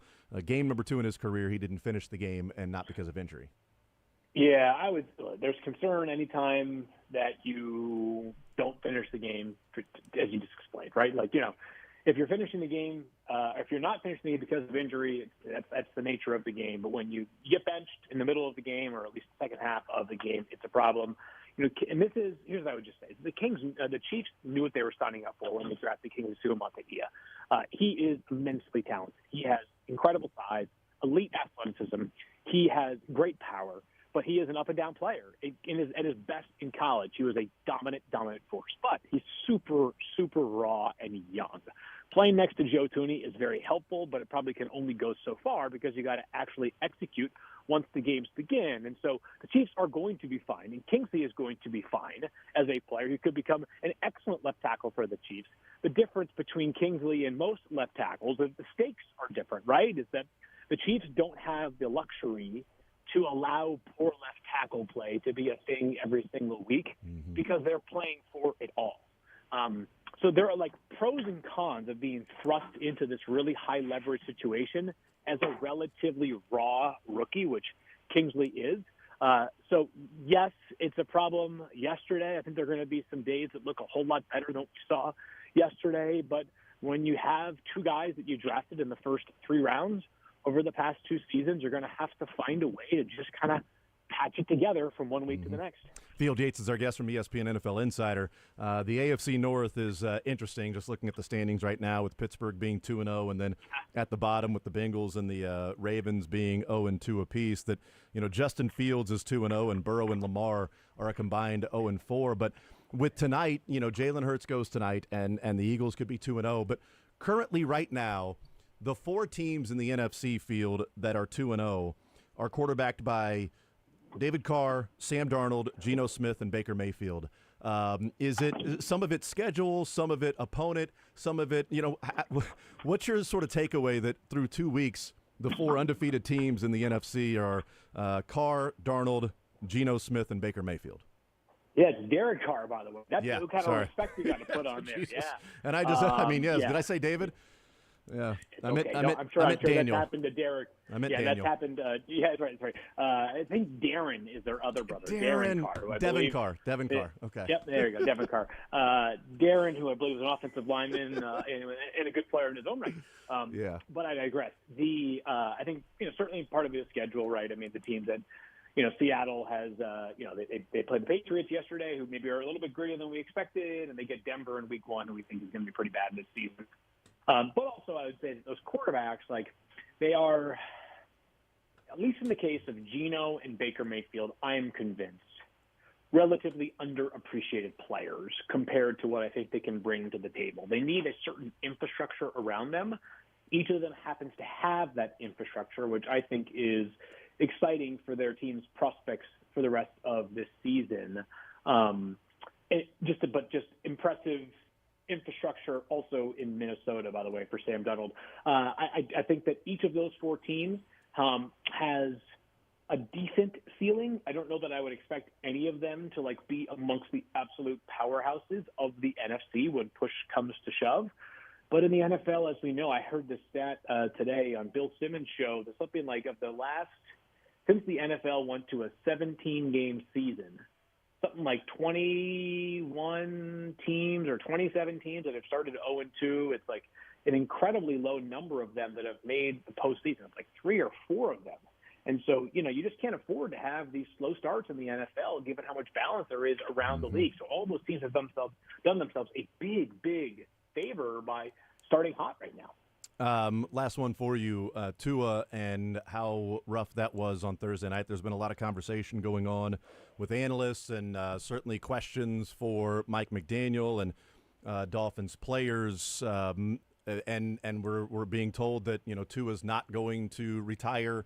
What do you make of what's going on there, and how much do you think there is maybe a conversation behind the scenes with Mike McDaniel and Tua, and maybe Tua's family with what's going on? It's certainly his decision, and he's got all the information. The NFL is not hiding anything anymore like back in the day. But what do you make of now what's ahead for Tua?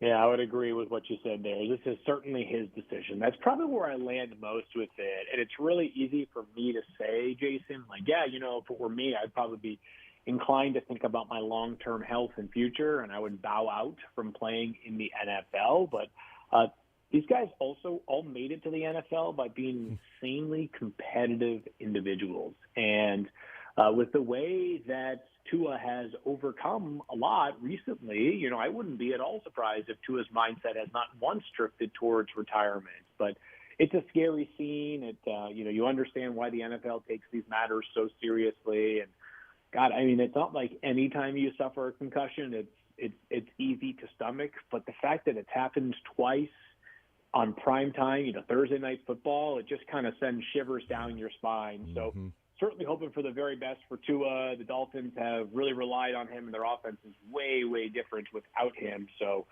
for as long as he is out, there are some big shoes to fill in Miami. Field Yates from ESPN NFL Insider. Field, as always, you're the man. Appreciate it, sir. Enjoy the week, and we will talk next week. Do it again. Can't wait, Jason. See you Absolutely. There's Field Yates, ESPN. Does a great job covering the NFL, fantasy football, the draft, everything there with ESPN. And the Chiefs get the win, 26-25 yesterday over the Bengals. They are 2-0. The Chargers are 2-0. Chargers. The Texans are 2-0. The Steelers are 2-0. Are the Chargers 1.5? Like, Hey, that's a That's a win. That's I know. 2-0. Bills are 2-0 in the AFC. Those are the 5 teams still undefeated. Chiefs are one of them. And 5 teams that have yet to win a game, Cincinnati, Baltimore, and Jacksonville are 3 of those 5 that have yet to win a game. I did try telling people about Jacksonville. I tried to say Jacksonville's one of those teams that I'm just not in on. But just like we all expected, right? We expected Baltimore to be 0-2, and we expected the Chargers to be 2-0. Yeah. Just like we absolutely. And the NFC South to look like they have 3 or at least 2 really good teams, and one of them's not the Falcons. And Sam Darnold to look like he's rejuvenated. Jim Plunkett, yeah. I mean, just like, who's this Sam Darnold fella? Yeah. You know, there's hey, did you see that USC quarterback that's playing in the NFC North, and what an amazing start he's had? He's got a 111 quarterback rating so far through his first 2 games. That quarterback from USC that's playing in the NFC North, first year with that team in the NFC North. Yeah, I told everybody, watch out. No, not Caleb. You think the Jets could have Sam Darnold? Sam Darnold? Maybe. You think the Jets could have? No, I got what you were doing there. Yeah. Now I figured Oh, you got me? Oh, the Caleb there. Yeah, I see where you're going with that, okay? I pick up what you're putting down All there, right, brother. great. Yes. The Panthers. Are we betting right now that they go 0-17 for the first? And also, little caveat, the only 0-17 team because it'll go to 18 games here soon. Yeah. Wow. Yeah, Look at their schedule. Let me pull it up. Yeah, so I don't think they're going to win in Vegas. I don't think they're going to win against the Bengals. Again, Chicago. Oh, that Atlanta. at Washington, at Broncos. Back-to-back weeks where you're like, can they get a win there? You know? Both on the road, though. Ooh, coming out of the bye, they've got the Chiefs at home. That could be without both Hollywood and Pacheco. Adam Schefter tweeting out yesterday and reporting that Hollywood Brown not expected to play the regular season this year. So that update on Hollywood Brown, if people didn't see that yesterday before the game, that Adam Schefter said he's hearing that Hollywood Brown is out for the regular season. Not for the season, out for the regular season. We'll find out what the severity is of Isaiah Pacheco. But I don't know. Week 12, home game coming off a bye. That Week 11 game. Or I guess Week 10. Yeah, against the Giants at home? The Giants. No. Yeah. Sunday night football, baby? No. That is Sunday morning football. Oh, that's right. That's 8:30 in Germany. In Germany, baby. Yes. Sunday night football is not at 8:30, whether that be AM or PM. That would be a 7:15, 7:20, whenever that is. To answer your question, answer it, Dylan. No, I think they get a win. A win. I wonder when we'll be able to bet on that. Or WIN. But where does it come from?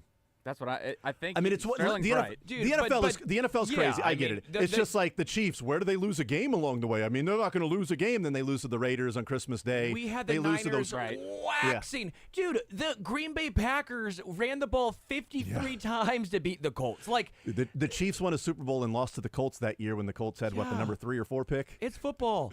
Yeah. You know why I was so bad at betting? Because I went into this weekend going, there's so many obvious lines. Vegas is so so stupid. They're so dumb. I'm going to take so much money from Vegas. I feel bad for my brother. And what happened? He's in a survivor pool that gives you None. 2 losses. Oh, wow. Oh, is he 0-2 already? Bengals last week, Ravens this week. He's just not good. It's the first time. That's on him. What? No. That's on him that the Ravens lost at home Yes, to the Raiders. pick against anyone against the Panthers. If you get 2 losses, Panthers are going to lose twice. You were going to pick the Saints before you saw them? Oh, yeah. My Before you did saw pick the the Before yeah. you saw what they were? Yes, Yeah. Saints. I don't think so. We all picked them to finish dead last in the division. So it's the No, first. we didn't. You picked it. Here you go. Panthers have finished dead last. Are you smoking? Sterling. Back there? Sterling. Not yet. Sterling. Okay. So if it's that easy just to pick against Baltimore, right? No, not Baltimore. Yeah, but that's what you said. You shouldn't No, have picked. I you said shouldn't pick have against the But Panthers. you shouldn't have picked Baltimore though. First time since 1980. Crazy pills? First time since picking the Panthers means don't pick the Baltimore Ravens to win. Agreed. First time since 1980 that the Week 1 biggest favorite and Week 2 biggest favorite both lost outright. It's the first time since 1980 that back-to-back weeks to open the season, the Picking biggest the biggest favorite. 2 favorites, week 1 and 2, is not March exactly Madness is like, 16 seeds. It's not exactly Dude, it's bad. been- 16 form. seeds, dog. Yeah, it's been crazy these first 2 weeks. I do wonder what the percentage of people that are out through the first 2 weeks because Oh, I'm out, by the way. So Yahoo. I couldn't pick the Saints. Why I didn't you wasn't pick the- allowed- why I didn't you wasn't allowed pick to the pick the Panthers? Saints. Well, I was going to say, why didn't you pick That's the the whole Saints? thing. and I then- wasn't allowed to. We do a season long one. I won last year, got to week 14. Well, you have to get but to week whoever 2 this puts year. in the show sheet first gets that team. So he put Saints in right before I did. He typed it in just right before me, so I couldn't. Okay. We can't pick the same team. So So that's the who'd whole you thing. Week 1, I picked Bengals. Oh, okay. You took the Bengals. All right. So you were out anyway. My thing was going to pick against the Bengals or Patriots every single week, and it didn't work. I had to find these numbers because it was for last week. Let's see. This was the Bengals. 43% of all Yahoo Survivor Pool players had Cincinnati in Week 1 in Yahoo. 37% of Sporting News and 34% of Circus Sports had the Bengals Survivor Pools in Week 1. I need to see the update. I was looking for it this morning. I didn't look very hard because, this time last week the Chiefs had already played on Thursday night. This time the Chiefs played yesterday, so I'll do a lot more Chiefs stuff today. But I need to look up and find out what percentage of people had the Ravens then. If you were still alive in your Survivor pool, what then the Ravens at home? They're not going to lose back-to-back games. Yeah, They I don't just know. lost to the Chiefs. They've had 2 extra days of rest, and the Also, Raiders are coming to town. And Vegas has to travel backwards, lose hours of sleep as well. You like know it's my a thoughts on the Raiders, 10 a.m. though. game for the Raiders, basically. What are your thoughts on the Raiders? I told you I was high on the Raiders going into this year. Okay. By the way, watching Christian Wilkins and Max Crosby on the same side of the defensive line, that is not fair. Yeah, Not and it's not fair to. I mean, the Chiefs' pass rush against the Ravens looked a lot different than it did against the Bengals. Yeah. So it's like, well, I feel like the Chiefs have an issue at pass rush, and I agree. Against the Ravens, they were able to get home a number of times, and that offensive line is going to be an issue. And nobody could block Max Crosby or Wilkins, and they've got guys rotating at right tackle. They were running stunts with those two, and it seemed like every other time the other guy got home. I mean, it was bad. Like, Max Crosby was so dominant. There were some incredibly dominant performances yesterday. I was going to say, yeah. Aiden Hutchinson. If Aiden Hutchinson didn't have the day he had, unbelievable. Yeah, we'd be talking all about that. And Trey Hendrickson, was dominant against the Chiefs, and Max Crosby was dominant against the Ravens. You got some guys that are game wreckers at defensive ends that went out there, and they ended up going 1-2 yesterday. So we're talking about they were dominant, and they ended up with a losing record. Those 3, but. It not because of Aiden Hutchinson that Tampa Bay 4.5 is 2-0. sacks. I didn't know it was 4.5. I thought he got to 5. Did they drop one to a half 4.5. sack? I think so. Oh, come on. Yeah. 5 is such a better number than 4.5. Yeah, at one point I think he had 5, so they must have had a stat He went correction backwards. He went backwards. little sidebar, by the way. Yeah. The most underrated record, I feel like, one of, is Derek Thomas's sack record for having 7 sacks in a game when passing was a running dominant there. era. Damn right. And it's a passing dominant era, and Aiden Hutchinson had the day of his life and barely could get to 5. And Dave Craig was in the grasp. I mean, that was a sack. I mean, that was in the Yeah. grasp. You call that. How do you let him keep going in that situation? Yep. All right, you can't not call that at that Am I doing it right? I'm just wondering, like,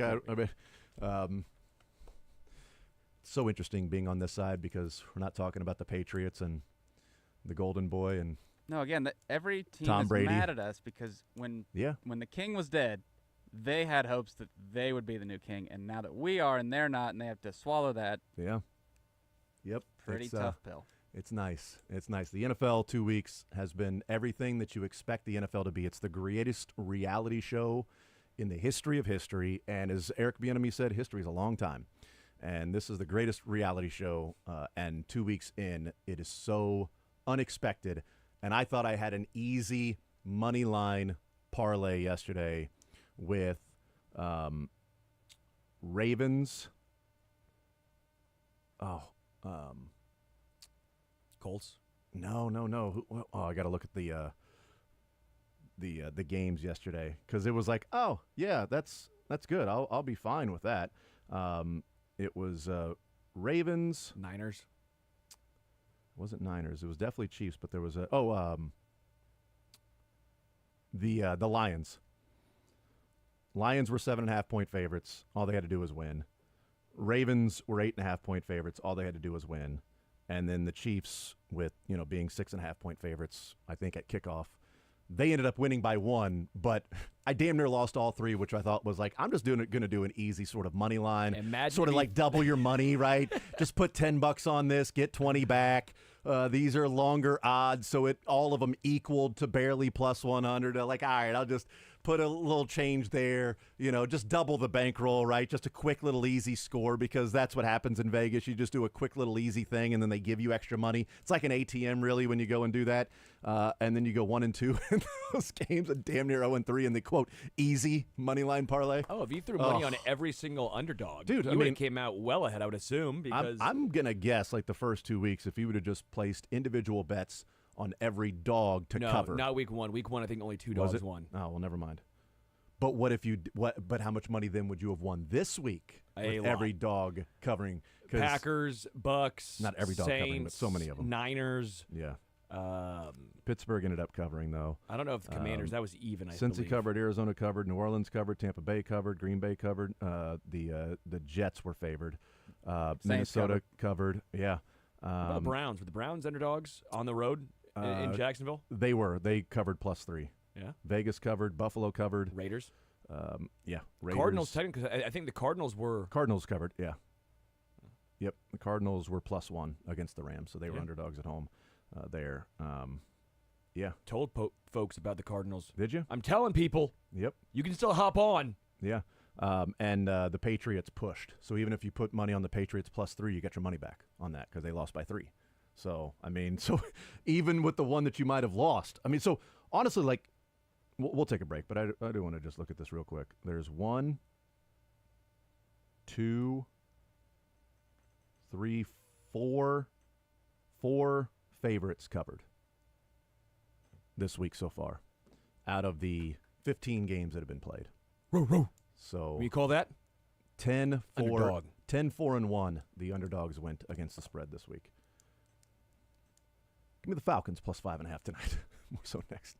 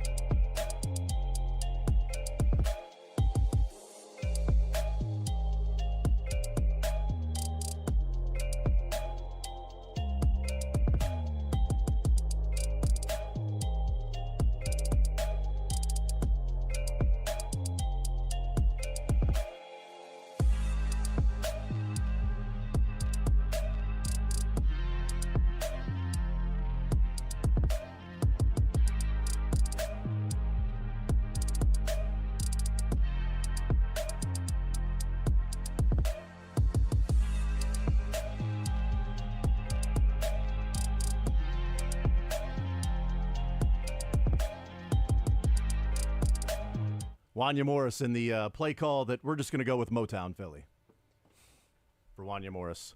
All right, Andy Reid talking. Let's hear from the head coach in his opening statement with the media today. They get ready for the Falcons in 6 days from now.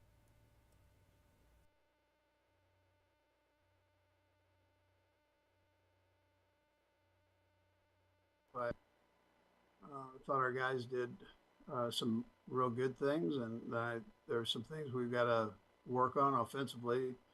You've got to get rid of the turnovers and the penalties, and defensively, we did some great things. The field position at times wasn't great, but for the most part, we did some good things. We got to take away a couple of big plays, and so a couple of third downs, and we'll be in a good position. I thought special teams wise, we did a pretty good job there.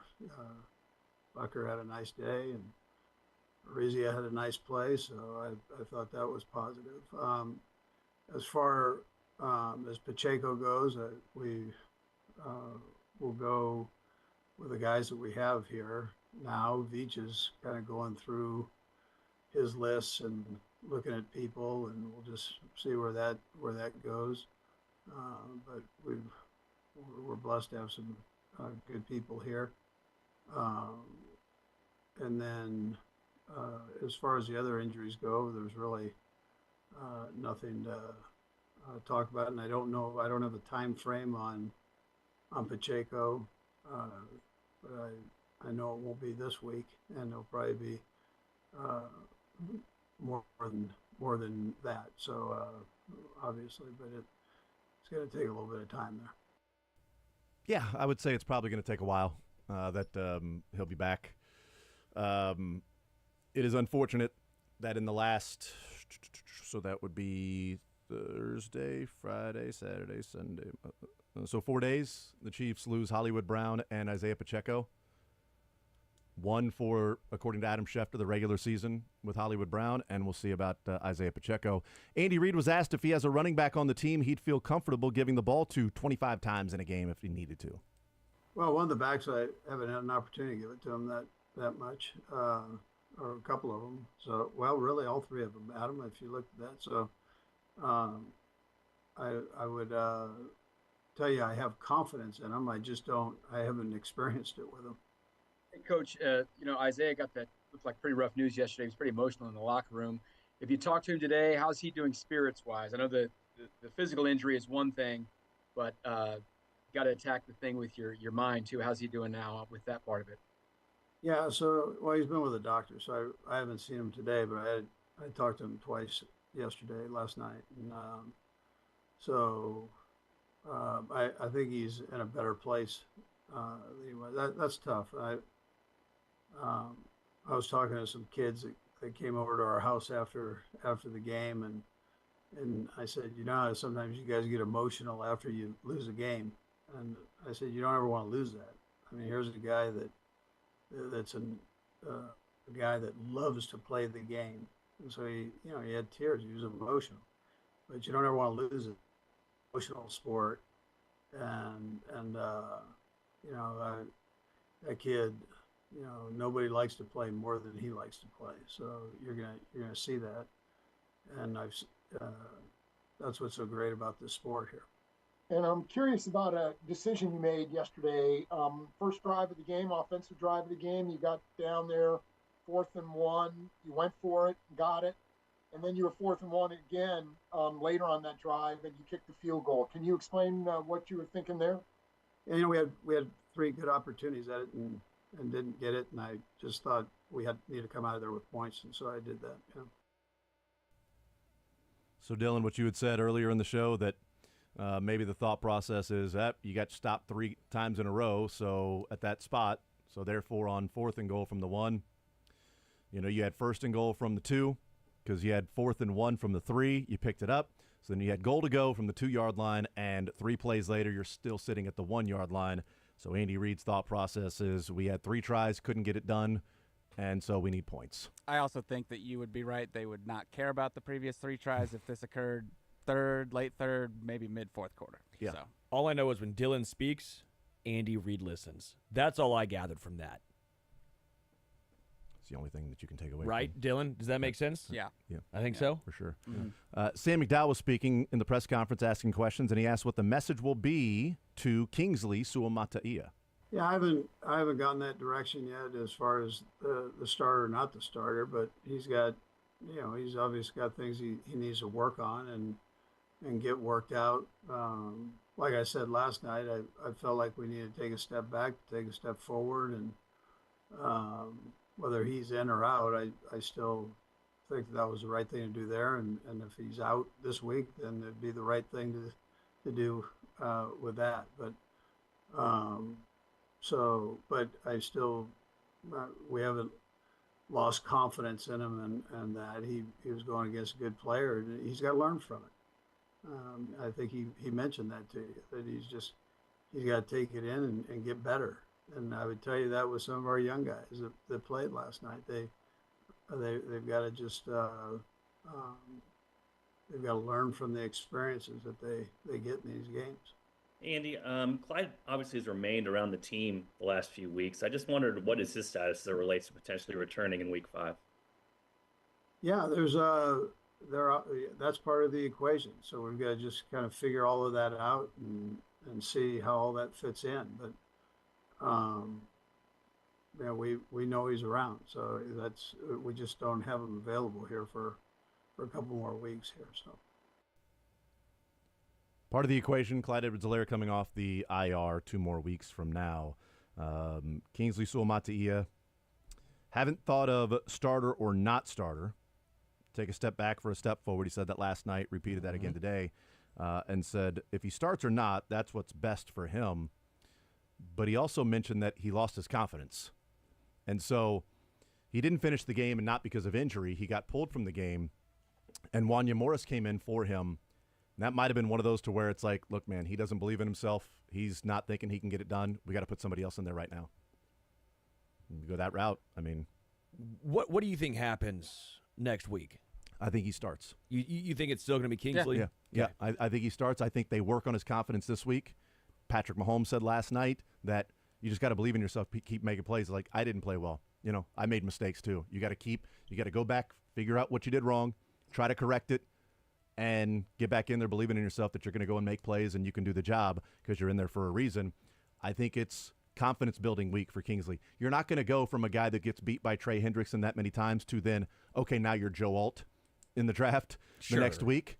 But you can't think you suck, and you can't think I'm not going to be able to get the job done against this defensive end when the play starts. Yeah, a little easier against the Falcons. Yeah, a little for bit. sure. I mean, Trey Hendrickson's going to be better, but Matthew Judon's really good too. Yeah. And then Grady Jarrett is now back and healthy, which is big for the Falcons. Yeah, I mean, it's you're not going up against slappies the rest of the season. You're going up against twice, multiple games in your own division against the Raiders and against the Chargers. So there's 4 games right there that you're going up against. The 49ers, you got to play them. Like, there's a lot of teams left in the season that have some stud defensive ends. So he's got his work cut out for him. And part of also being a good veteran and having a good room for positions is you have Jawan Taylor to look to, the other tackle, and he can just be like, hey, man, I'm a veteran, and last year I got benched, and on Sunday Night Football to kick off the season, I was basically embarrassed in front of the world, and I turned out all right as a Super Bowl champion. I got benched in week 2 last year, and you got benched in week 2. Against a guy that you basically stonewalled in preseason. Dude, I'm making $20 million a year as one of the more coveted free agent tackles, and I got benched in week 2. You're a second-round draft pick starting for the back-to-back defending Super Bowl champions, and you got benched in week 2. Suck it up. Go play ball. Let's go. You're good enough to be there. They wouldn't have named you to the starter. You wouldn't have been playing in the game if they didn't believe you were good enough. So you got to believe in yourself. And I think also being around a football family and other guys around them that, you know what, I bet Penei Sewell can point to a couple of games where he goes, look, man, I got my ass kicked in this game, and I'm one of the best in the game. Might not be many, but Right, there might not be many, but I bet there's some plays where he can Yeah. point to. It's like, you know what, that guy just whipped me. And Trey Hendrickson's done that to a number of guys before. It was just at the end of the game they couldn't put up with it anymore. Couldn't have a guy that was, beating him so much that he was having to pick up penalties to hold. Seren Petro asked Andy about what teams are doing to limit Travis Kelce's production so far. Yeah, they did have some things that they were attempting there, and he'll get his catches. It's not that he's slowing down or any of that bit. That's not what the deal is. So it's just teams focus on him and kind of know he's been Pat's go-to guy. So what it's done though, Soren, is it's allowed us to to utilize the other guys around him, and they've been productive. We'll go next to Pete Sweeney. Pete? Hey, Coach, we've asked you about Carson Steele quite a bit throughout preseason, and we know you're high on him. Now the frame of reference has changed a little bit. What's your confidence level that he could be in the mix to handle what would be a full workload in the absence of Isaiah? Yeah, well, he's going to have to step it up there, and in that role. So, but I think he likes to be challenged, and I think this will be a good challenge for him. He's obviously got to keep the ball high and tight. He had the fumble yesterday, and he doesn't have a history of that. So he's got to make sure he learns from that. Yeah, I mean, you got to hold on to the ball. That looked like it was soft isn't the right term because nothing in the NFL is soft, but in NFL terms, with the hand that came in and that ball got loose, that wasn't Peanut Tillman, punching the ball out, right? That wasn't that. That was Pratt's hand sort of grazing his arm, and that ball pops out. Like, that's got to be protected stronger in that situation. Breaking news.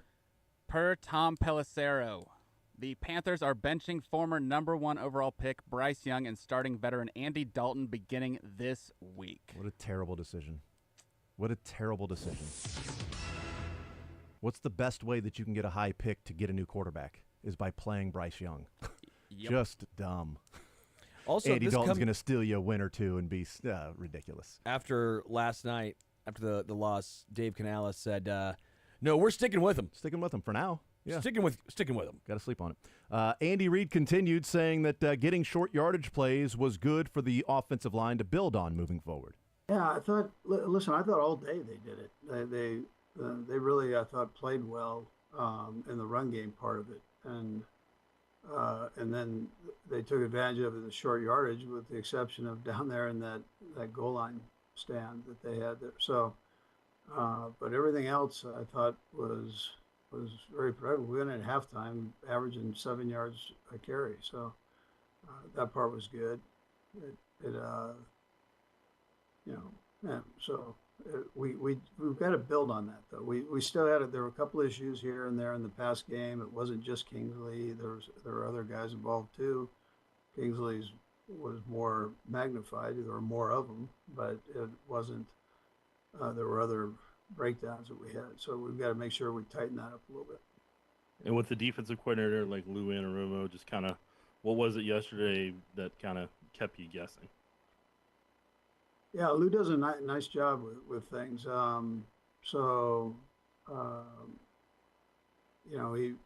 tried to throw a few different looks at us. So we were able to gain a lot of yards, which was good.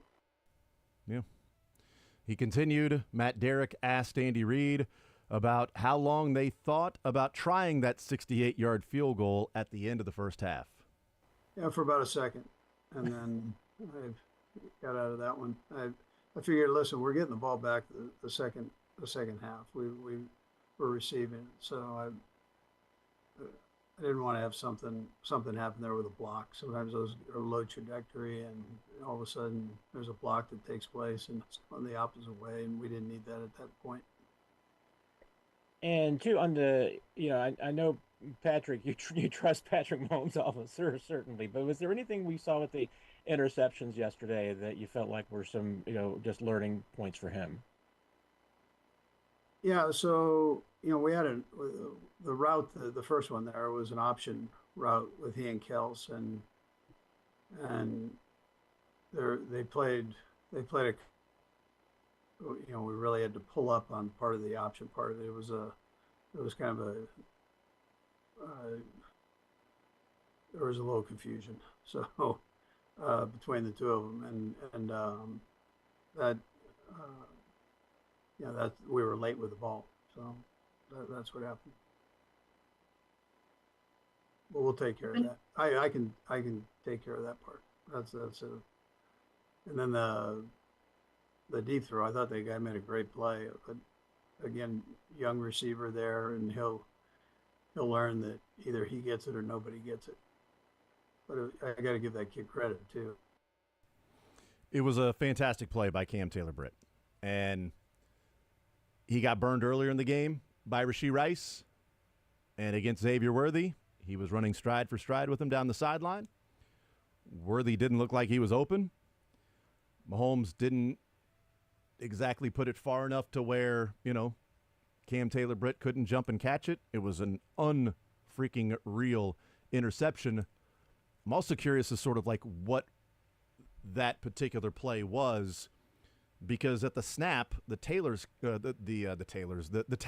one of those being Taylor, the other one being Kingsley, but the tackles cut the defensive ends at the snap, which is typically indicative of like a short, in or a slant route or something like that. And so they immediately cut, and then Mahomes throws the deep shot to Xavier Worthy down the sideline. Just curious as to how that whole thing came about. But Andy Reid also, while giving credit to Cam Taylor-Britt, also pointing out to Xavier Worthy, if that ball's, coming a little short like that, you better be the only one that catches that, or nobody does. Yeah. So you got to turn into a defender. And he did in week 1. He Yeah, turned he into a did in the end defender in zone, the yeah. end zone in week 1. Just that might be a little more difficult there when he's running with, Cam Taylor-Britt looking back, and then the ball's picked off the way that it was. We'll need to take a timeout. We'll come back, continue rolling. Mick Schaefer joins us in the 1 o'clock hour. Learn funniest best still to come. More Zone next.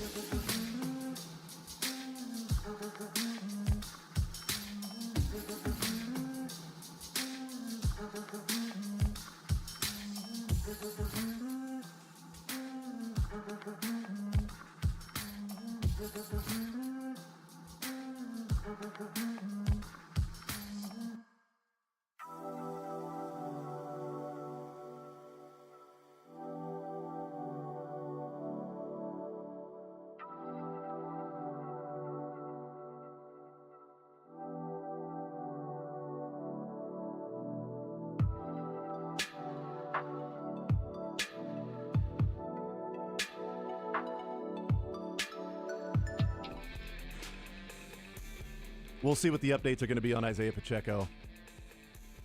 Having more tests done today. That was the report this morning from Ian Rappaport, NFL Network.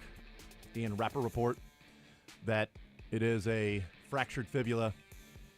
And we'll see when all of the imaging is done and everything like that to what the extent will be, what the damage is, whether there's damage with ligaments or anything like that as to how long it'll be.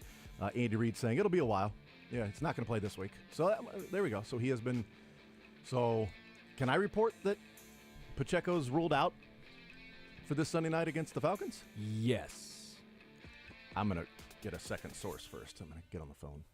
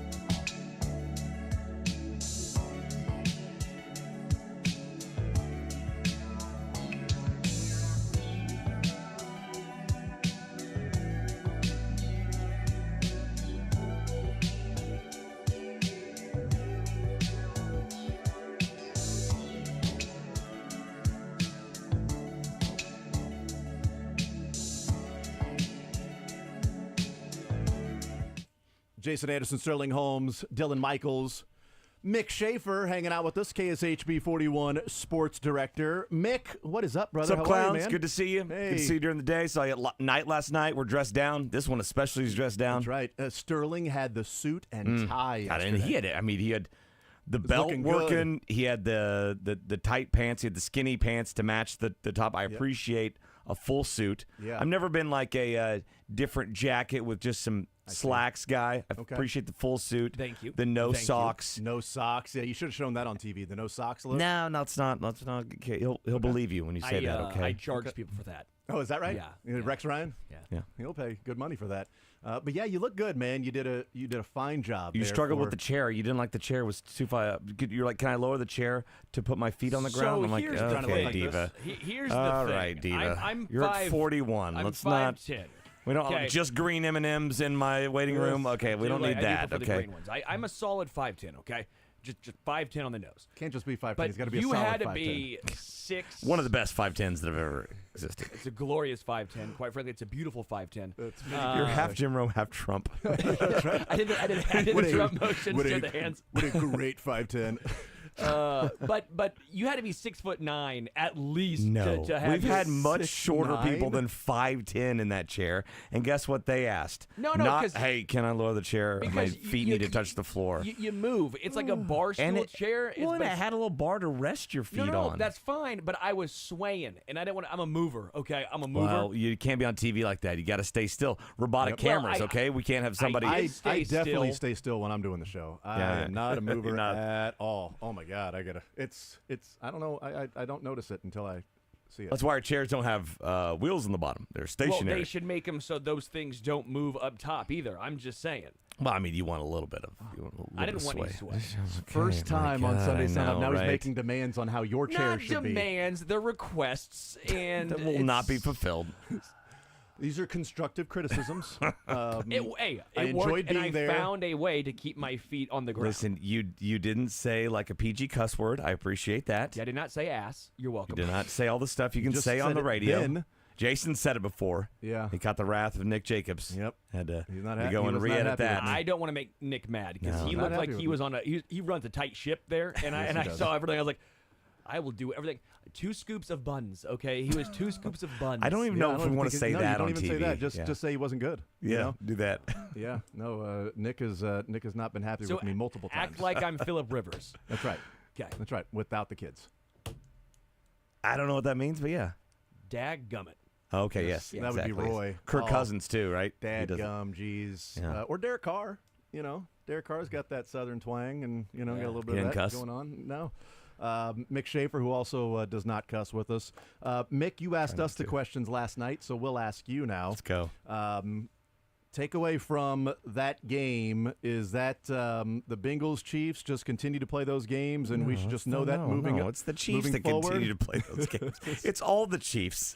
Dylan They'll was play the that clo- against a bad Falcons team. They'll win that field goal on Sunday. Dylan was the closest. He had the Chiefs winning 24-20. The only one I'm who had just- the Bengals covering, so he's the smartest of the bunch, as we know. But this is it.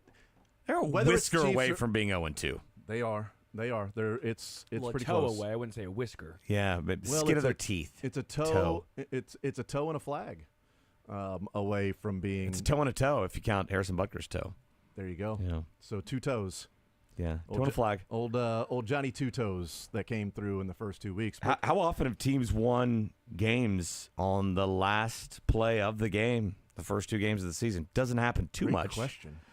I And mean, both in a league where it happens a lot, I mean, it's still hard to that's do. Right. Well, I was going to say, in both plays would have changed the who was leading, but I guess that's Yeah. not true. We just thought they were going to go for 2. And The and Ravens most of the would have. time you're winning it on a a field goal at the end or a missed field goal. Yeah. As opposed to like, here we go, but this is our last chance. We're throwing for a Right. touchdown. It is a touchdown. No, it's not. I So mean, we see some Hail Marys that have been completed in the past, but like back-to-back games, the last Yeah. play of the game, as the clock hit 0, the game was in the balance. Yeah. The Chiefs were winning one of them and losing the other. Yeah. Out of all the kicks, this was a surprise to me. I did not realize this until last night. Out of all the kicks Harrison Butker has made in his career, That is the first time Harrison Butker kicked a game-winning field goal in which the Chiefs were losing before he kicked it. Oh, really? Yeah. Usually tied? Usually tied. When he's kicked He's those only field kicked goals. 4. Well, only kicked 4 as So he's time's kicked the- expired. yeah, so it doesn't count. Super Bowl 57 right, doesn't so count. game-winning field goal. As time expires, he's so done 4 of those. But game-winning field goal in which the Chiefs were trailing when he kicked the ball, it's the first one. He's had field goals that tied the game and took it into overtime, Yeah, so it's those tough. matter. You're talking about one Right. or two. Yeah. Right. And So then it is the first time that it's a you win, you make it, you win, you miss it, you lose. He's had some you miss it, you lose, you make it, you go into overtime. But that's the first one that the and game it was felt decided like the on Chiefs his maybe kick thought they specifically. were tied, and maybe thought they were at the 5-yard line, not the 35-yard line. And then after the game, Andy was like, I'd have been more comfortable at the 32. Then run different Then plays. why didn't you get there? Why didn't you go to the 30? Because you stopped and then you just started handing the ball off. And maybe he wasn't. They can't run when it's 1st and 10 in the first quarter and everything's on the board. Why do they think they're going to be able to do that when that's pretty much everybody knows what you're going to do? Averaging 7 yards per carry, but it just feels like I don't know. I shouldn't have been concerned because it was Butker, and should have had the faith that was there. Any more 50-yard field goals nowadays for these guys are like 35-yarders Unless you're from Justin about Tucker, 20 years ago. Unless you're Justin Tucker, who's one of his last 8 from 50-plus. Is he really? Yeah.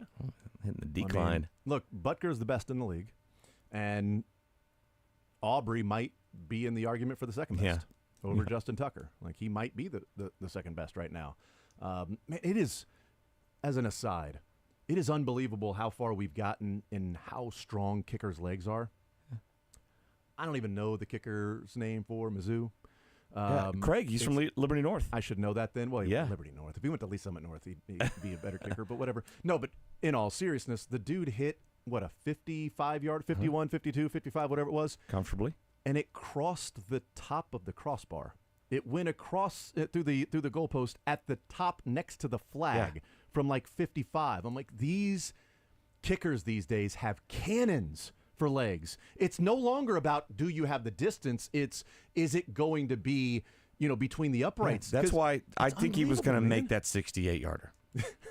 If there was just less the wind time was on the to clock. his back, so he had a little bit of time, or he had a little bit of help with the wind there. But I would like to see him in a game that maybe they're up by a decent amount, just to take a shot. I mean, let I'll say it this way: if he's missing that, it ain't going to be because he doesn't have the leg. Yeah, I think if he misses that, it's right or left, right? Just because it's going to be harder to dial that thing in. Yeah, I think it's because he was hit. They were talking about Justin Tucker in that Ravens-Raiders game. That Justin Tucker pregame was hitting from 70. Yeah, and that's the biggest sideline deal. I'm watching to see what. I'm like, yeah, they all can hit from that he's far. Hitting from 70, like okay, and yeah, we've seen guys do it. But in that moment when you're trying to drive the football, you got to make sure that nobody is jumping up at the right time, that the hand doesn't get in that right spot where the ball is going, and they tip it or block it or whatever. But yeah, it's unbelievable how good kickers are these days. Yeah. In how often it is like you get across the 50 or you get inside the 40, and you're talking about at least 3 points already. That zone line was the field goal was line. basically at midfield. The field goal line right there. I mean, just midfield. I mean, again, you would be placing the ball at the 42 at your own 42-yard line for a 68-yard field goal. Your own 42. Your own 42-yard line. 60. Like we're no, wouldn't be 40 because that'd be a 75-yard field goal, right? No, not line of scrimmage. He's talking about the where ball. the ball is. Gotcha. Yeah, the ball. He'd be swinging his leg Yes. at your own 42-yard line. Unreal. That is just something to where. Which means, you're snapping it from midfield. Yeah. Jeez. I remember just even growing up when it was you get to the 33, you're in field goal. You got to get to the 33. Oh yeah. If you get 35, maybe You get to the 30-yard line, man. That field goal green line, which wasn't there back in the day. Which is weird. Why wasn't it there? Used to, they were only 7 yards, usually universally behind the line of scrimmage. Now it's pretty much all 8. So you got to have 8, basically, at 18 to the yard line you're on. Is that because they're trying to keep it a little lower, I wonder? I don't know if it's difference in protection or whatever, and they're more worried about the distance between the ball, and the line of scrimmage and the blockers there, and not as worried about the guys fanning out to get there. I'm sure there's And I would say that lots of science behind it. With it being a specialized position now, I would say long snapping is probably more consistent and better in how quickly the ball can get 7 yards or 8 yards. Where maybe back in the day, if you didn't have Kendall Gammon, going from 7 to 8 yards might be the difference of a guy getting there to block it around the end as opposed to not getting there if that ball travels a little slower. Now, I mean, you've got long snapping being a specialized position.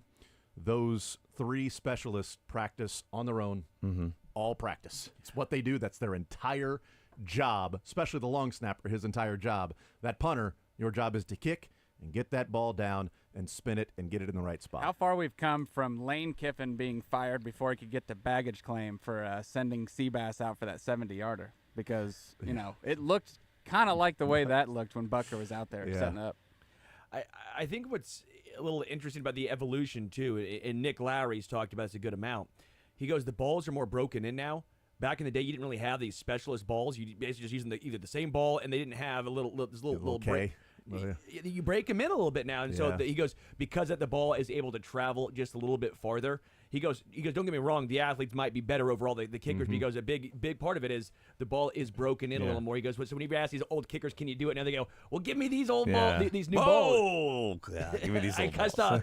Give me these new balls. There you go. So let me look. That's just what the Chiefs do. They wear the minimum pieces of flair when they have a win. I love that. It was so good. It's so perfect for you to say that they wear the minimal pieces of flair. I just say the perfect things. You could make the argument that was the worst game Patrick Mahomes ever played. That's his lowest yardage ever. Do you know that? Yeah, the only one lower was the Denver game where he left early second quarter or whatever. Yeah. Only one lower. And he had 2 picks, 1 called back. Yeah. He had that great ball to Rasheed for the touchdown. That'd be the only thing we're like, okay. And the win, right? Then you'd say, okay, maybe there's some other candidates for that. But, a lot of times the candidates for those games are against Lou Anarumo's defense. Yeah, and we'll see if they match up in the playoffs again. The Bengals think they're going to match up in the playoffs against the Chiefs again. Do the Ravens Bengals know they have to win games, or are they just going to be cocky about it the whole way? Luckily for Isaiah Likely, the worst they played was against the Chiefs on Thursday Night Football. So luckily they played better against the Raiders than they did against the Chiefs because they couldn't play worse than what they did on Thursday night. In theory, that Thursday night game, it was literally the best game and the worst game they had played all year.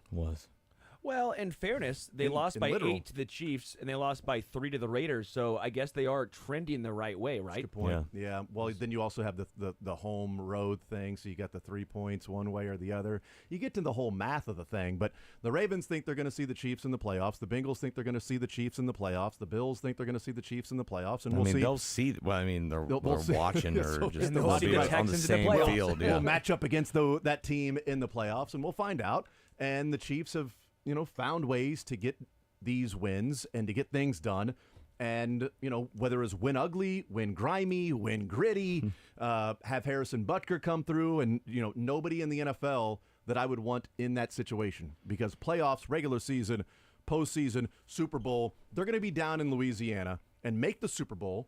And Sterling I don't know if Sterling's going to go to the Super Bowl. But I am. Okay, so you're going to be on Bourbon Street before? Before the game? It's going to be like my Vegas thing. My first 2 Super Bowls I have gone to has been Vegas and Bourbon Street. So okay, is that really? Yeah, the first one was Vegas, and that was an experience. Yes, they're both experiences. Different experiences. I've never been to Vegas before. I've never been to the NFL doesn't send their Super Bowls to Stillwater. They pick fun cities. That's typically what happens. They're like they want to they want to get people in trouble. They want to try let's toe the line. Let's see who can get in trouble. Yeah, let's see if we can get a fun storyline coming out. Well, if you're there, you're supposed to be working. So no, I work too. But okay, but I'm just saying. Sleep. I'm just saying post game. If the Chiefs get the win over whoever they play, and let's be honest, Butker is going to hit the field goal. He's going to bang it through the uprights, and then the game's going to be over, and then everybody's going to be pouring into Bourbon Street, and then Sterling, instead of working, is like, oh, Harrison Butker banged it through, and get a banging bourbon bonus here after the game's over. You know what I'm talking about? Do that. But you're supposed to be working, dude. I'm confused. What happened here? You're supposed to be working when you go to the He's mad Super at Bowl. you for something that hasn't happened yet. I'm just saying. There's a lot of dominoes that have to fall for you to Chiefs to be there. I'm preemptively getting Sterling to make sure we're on the same page. Yeah, post work, I will be out there putting back some adult beverages guaranteed. He'll But find a way to be like rally. out there and interviewing people. Like, hey, I'm man on the street. Man on the street. I'm working. Here. Yeah. Sterling, why is that a shoe of bourbon? Yeah, it might be. No, it's my microphone. What are you talking about? It's a frozen cocktail. Talk into this. Talking to my frozen cocktail. Hey, the guy said he's picking Jason, the Raiders. was I not good in Tahoe? Was I not responsible? No, you were in Tahoe. And was I not responsible? You were responsible in proving that you live a farcical life in the things that happen outside of work. That was true. That absolutely happened. He played beer pong with Miles Teller and. But who was there the next morning David too? Wells. Who was there the next morning, bright and early? Me, Paige. I was there. Chad, my wife. Were you? Oh, Sterling was there too. Sterling was there right at the start of the show. It was great. No I'm sleep team. kidding. I'm kidding.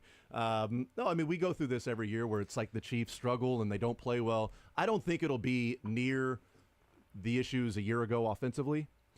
They looked good at times against the Ravens. They're losing guys right and left, though. They looked good at times against the Bengals. Not having Pacheco really hurts But moving look, it's forward. 27 and 26 points. It's 26 points, but 3 turnovers in the game, too. Yeah, and one of those was a scoop and score. Yeah, that's true. So 20 points, 19 points. And a 19-yard field goal, too? Yeah. Was that what that was? Well, I'm saying, like, you turned the ball over 3 times.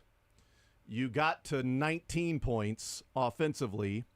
If they didn't scoop and score, then maybe you would get to 22 points offensively. But you also didn't go for it at the 1-yard line on 4th down. So you might have had how do you points. not go? How do you go for it when it's 4th and 1 at the 3, but you don't go for it when it's 4th and goal at the 1? The prize is bigger the second time. You get a touchdown. The first time you just get a new set of downs. You're not guaranteed anything. You get it the second time, you get the touchdown. And if you don't, then they're at the 1-yard line or even closer to the goal line. Andy Reid, apparently taking a delay a game like they did at the end of the half, oddly enough. Andy Reid said, at that point, we had 3 good tries from there and didn't get it in. We needed points. So they had first and goal at the 2. What about a minute and a half earlier when you had 3 good tries? Well, I guess that 4th down wasn't 2nd and 1 and 3rd and 1, and they didn't pick it up. It was whatever it was, and then 4th and 1 at the 3. This was 1st and goal at the 2, 2nd and goal at the 2, 3rd and goal at the 1, 4th and goal at the 1. I mean, it's obvious they've got their new short yardage back, and it's Carson Steele, but they're still not great at it. Yeah. And now, is he the new short yardage back, or is he the new running back? Is he the back? Is he the new back? So I think they'll have to go get somebody. I think they will too. Package deal with Donovan Smith. They might be on the phone with Donovan Smith. I don't know. I mean, maybe to bring him in. I'll say this. I tweeted this out earlier today that I woke up this morning thinking if the Chiefs were going to go out and kick the tires on free agent running backs, there was 0 chance of a reunion with Kareem Hunt. And people talked about Kareem Hunt last night, Jarrett McKinnon, and I am now pretty close to being washed, doesn't he? I am now hearing the door isn't closed. With Kareem Hunt? With Kareem Hunt, that's a real possibility.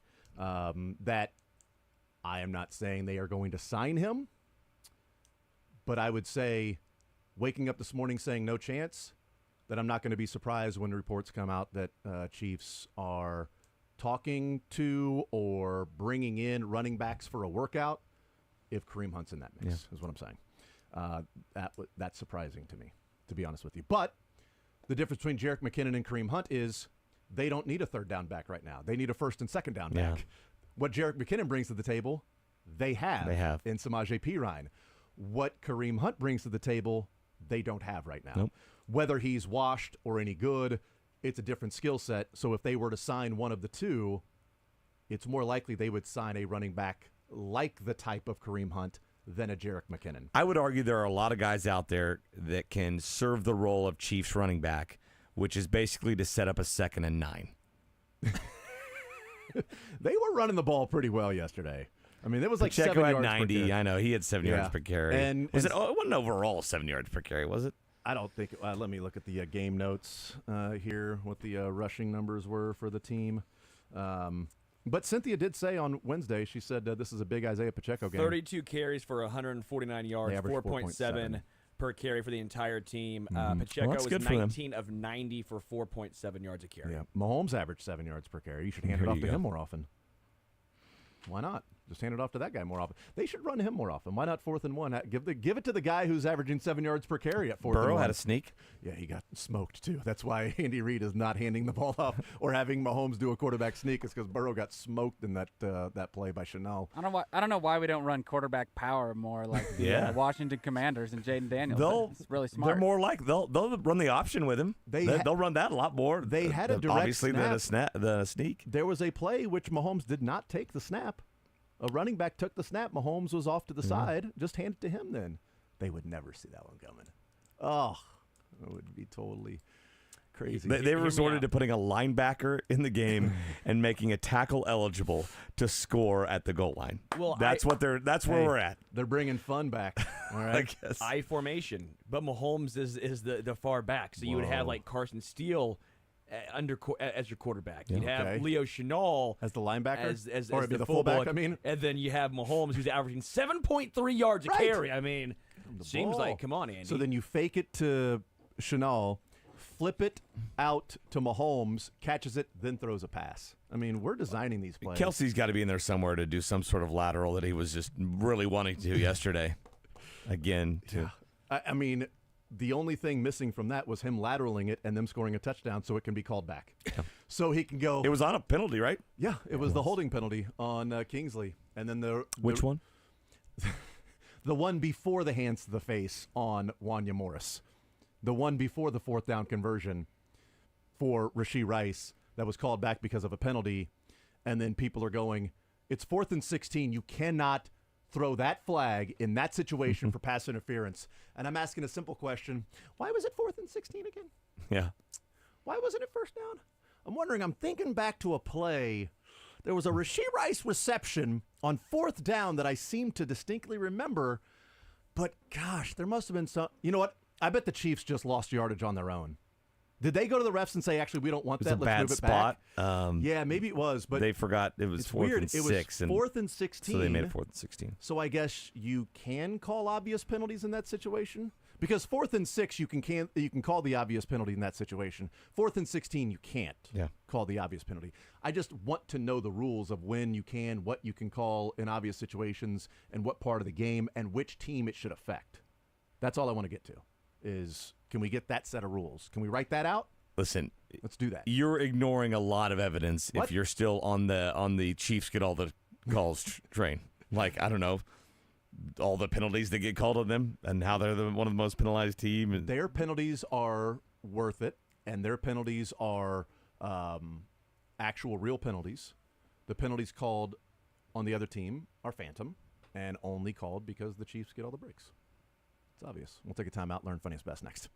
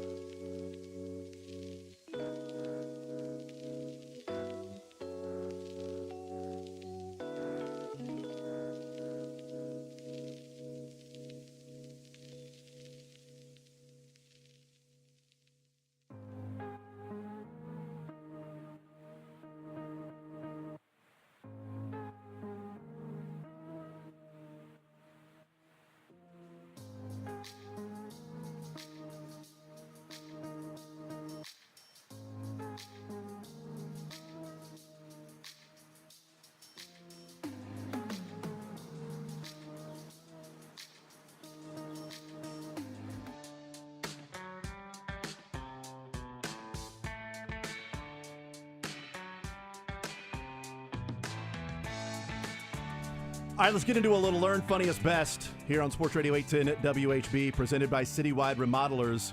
If you're ready to turn your house into your dream home and upgrade your bedroom, kitchen, and or bathrooms with top-notch craftsmanship, visit Citywide Remodelers at citywideremodelers.com. Going around the room, what we learned from the weekend, the funniest from the weekend, the best from the weekend. What I learned is that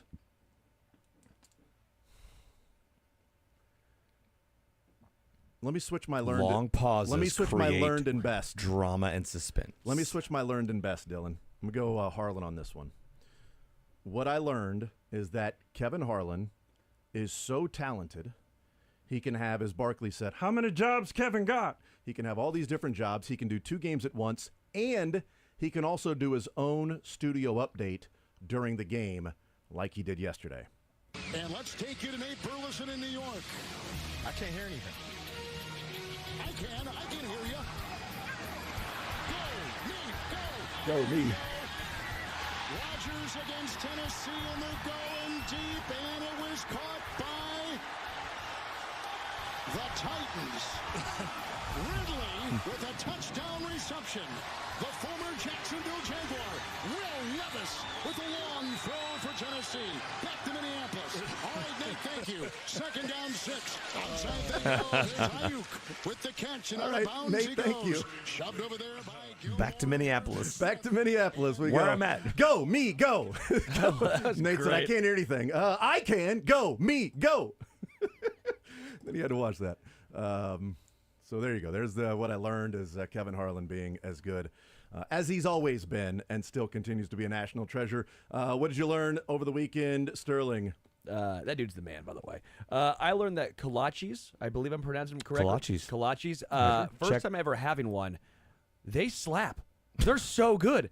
It's like you get this Kolaches slap. Oh my gosh! It's like Write that not down a of biscuit, but like almost like a. It's a Danish filled with fruit. It's like a but we got a meat one. Oh yeah, I don't do those. So normally I do would the breakfast kolaches. I'd be a breakfast one, but I all of a sudden I got a bacon, egg, and cheese one. My goodness, delicious. So shout out to the Danish. Thank you for your. It's actually a Czech meal. Czechoslovakia. Czechoslovakia. Thank you so much for your meal. Thank you. It's TH. Well, it's not thank you. It's thank you. Czechoslovakia is the Z and the H. It's right not. there. It's actually a whole different word. Learn how Czechoslovakian speak, please. I'm from a Czech community, Caldwell, Kansas. Nothing but Dvoraks and Volovkas and Mishaks down there. It's actually Caldwell, Kansas. Could have been one time. Yeah. I don't even know what it is that you're talking about that you ate, but it sounds delicious. They're amazing. We have kolache festivals in my hometown. There's a restaurant called. My parents will bring them up sometimes when Can they I come come? up from Caldwell. I will bring some the next time I have kolaches. Thank you. Yep.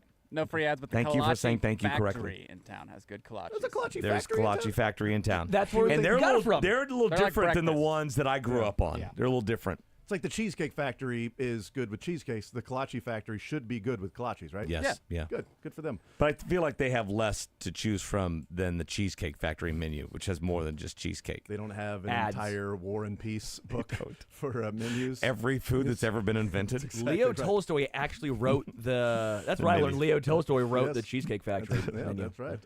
It was a ghostwriter. All right, Mick, what'd you learn? Here's what I learned. Patrick Mahomes, he, of course, had a 44-yard touchdown pass to Rashee Rice yesterday. He had another touchdown pass of distance, 20-plus yards or more, to Xavier Worthy in Week 1.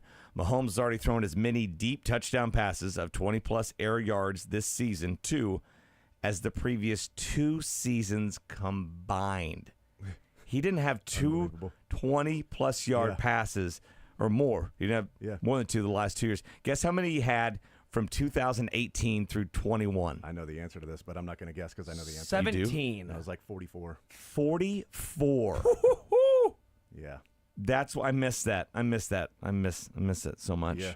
Now that is just so people are thinking like, well, 20-yard touchdown. No, it has to be 20 air yards past the yes. line of scrimmage. It's not not from where like he you throws dump it. it off to a guy and Not he takes yet. off. Yeah. Not from where he throws it, but from the line of scrimmage, 20 yards in the air for the receiver to catch it before it counts as a quote-unquote deep ball. Yeah, thank God. 2 of them already. All right, and two different receivers too. So it's not just well, it's been Xavier Worthy twice. That's the guy you got to stop. And by the way, Patrick Mahomes said last week that Rashee Rice is continuing to be more and more part of the offense. We haven't even shown his deep routes yet, and going over the top with Rashee Rice, and then they did in that game. Dylan, what'd you learn? I learned that the first ever opposite field McCovey Cove home run was hit this weekend by Eloy Ramos. How about It has that? never been done in I the didn't know history that. of the MLB. That's that amazing. A right-handed, I didn't know that either. That a right-handed batter to, How parks one in far the do you Cove. have to hit it? What do you have to clear? The 430? the concrete. No, I know the distance though. How far do I you see. have to go? Yeah, it's got to clear the stadium. An Oppo, Nice. taco, Pretty legit. wet baseball. Pretty Okay. legit. You looked that up, Dylan. Sterling, what was your funniest from the weekend? A radio host, an accountant, and a priest walk into a bar. That was literally my Friday night. That's actually what okay. happened. We were there for my friend's wedding, and after the rehearsal dinner, we all went to this dive bar, and we ended up playing Golden Tee. But we walk in. Oh, I and bet we I had know n- which we- dive bar it was. We had no idea that it was karaoke night, and so we get there, and it's karaoke night. And my friend, who is in the priesthood, I think is what Sure. it is. He's seminary. He's in seminary. Man of the cloth. He's in seminary, Yep. and he sang Neon Moon, and it was absolutely electric. So it was a great Friday night, and that was very funny seeing that happen. But it did start off like It's a great joke. typical joke. Yeah. Yes. Not good for the air because I don't know what the punchline is. Dylan, how far do you have to clear to get it to McCovey Cove? That would be 397, Oh, 100 okay. and Yeah. No one's gone Oppo that far, huh? 100.2 mile per hour pitch. That's from Kendall Wow, Baker okay. of Yahoo Sports. How about that? All right, Mick, what was your funniest? My funniest is that the Giants scored 3 touchdowns and didn't allow a touchdown, yet still somehow lost to the Commanders and 7 field goals. The Commanders scored a field goal every possession except for the end of the half when they took a knee. Field goal, field goal, field goal, field goal, end of half, field goal, field goal, field goal, field goal. Unbelievable. The game winner. Unbelievable. You know what? Threes get degrees. That's what they say. The funniest for you, Dylan?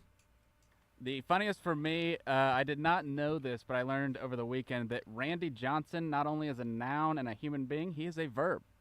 The pregame pictures That's right. from some of the folks up in Pittsburgh, Michael from Massey. Alex Stumpf here. He says, news, a bird just got Randy Johnsoned during a Royals By Michael Massey. batting practice. Yep. Michael Massey, Randy Johnson to Bird. So Randy Johnson Wow. is a verb. Yep. And do we have video of it? I got a picture. There's a picture of the bird being cleaned up in With a shovel. right around shortstop. Being cleaned up. But he Randy Johnson to Bird. My funniest is this took place in the Canadian Football League, and this call happened over the weekend, but also 2 weeks ago. These are both calls by the referee having some fun with an odd thing that happened in a game 2 different times with the same official. BC puts any points on the board. That hits the scoreboard. It comes bouncing down at the 35. Flintoff hammered that right into the Jumbotron here at BC Place. The kick hit the scoreboard, which is pretty odd. We're going to redo everything. We'll redo the play. We'll reset the clock to 2:44 with a new 20-second clock. It's just a redo. Just a Ben redo. Major just saying what we're all thinking. I love it. Kick it away again. Janarian Grant, who almost had a house call last time out. Uh-oh, that hits the scoreboard. Will Ben Major give us that call he had a few weeks back? What has he got here? Here we go. The kick hit the scoreboard again.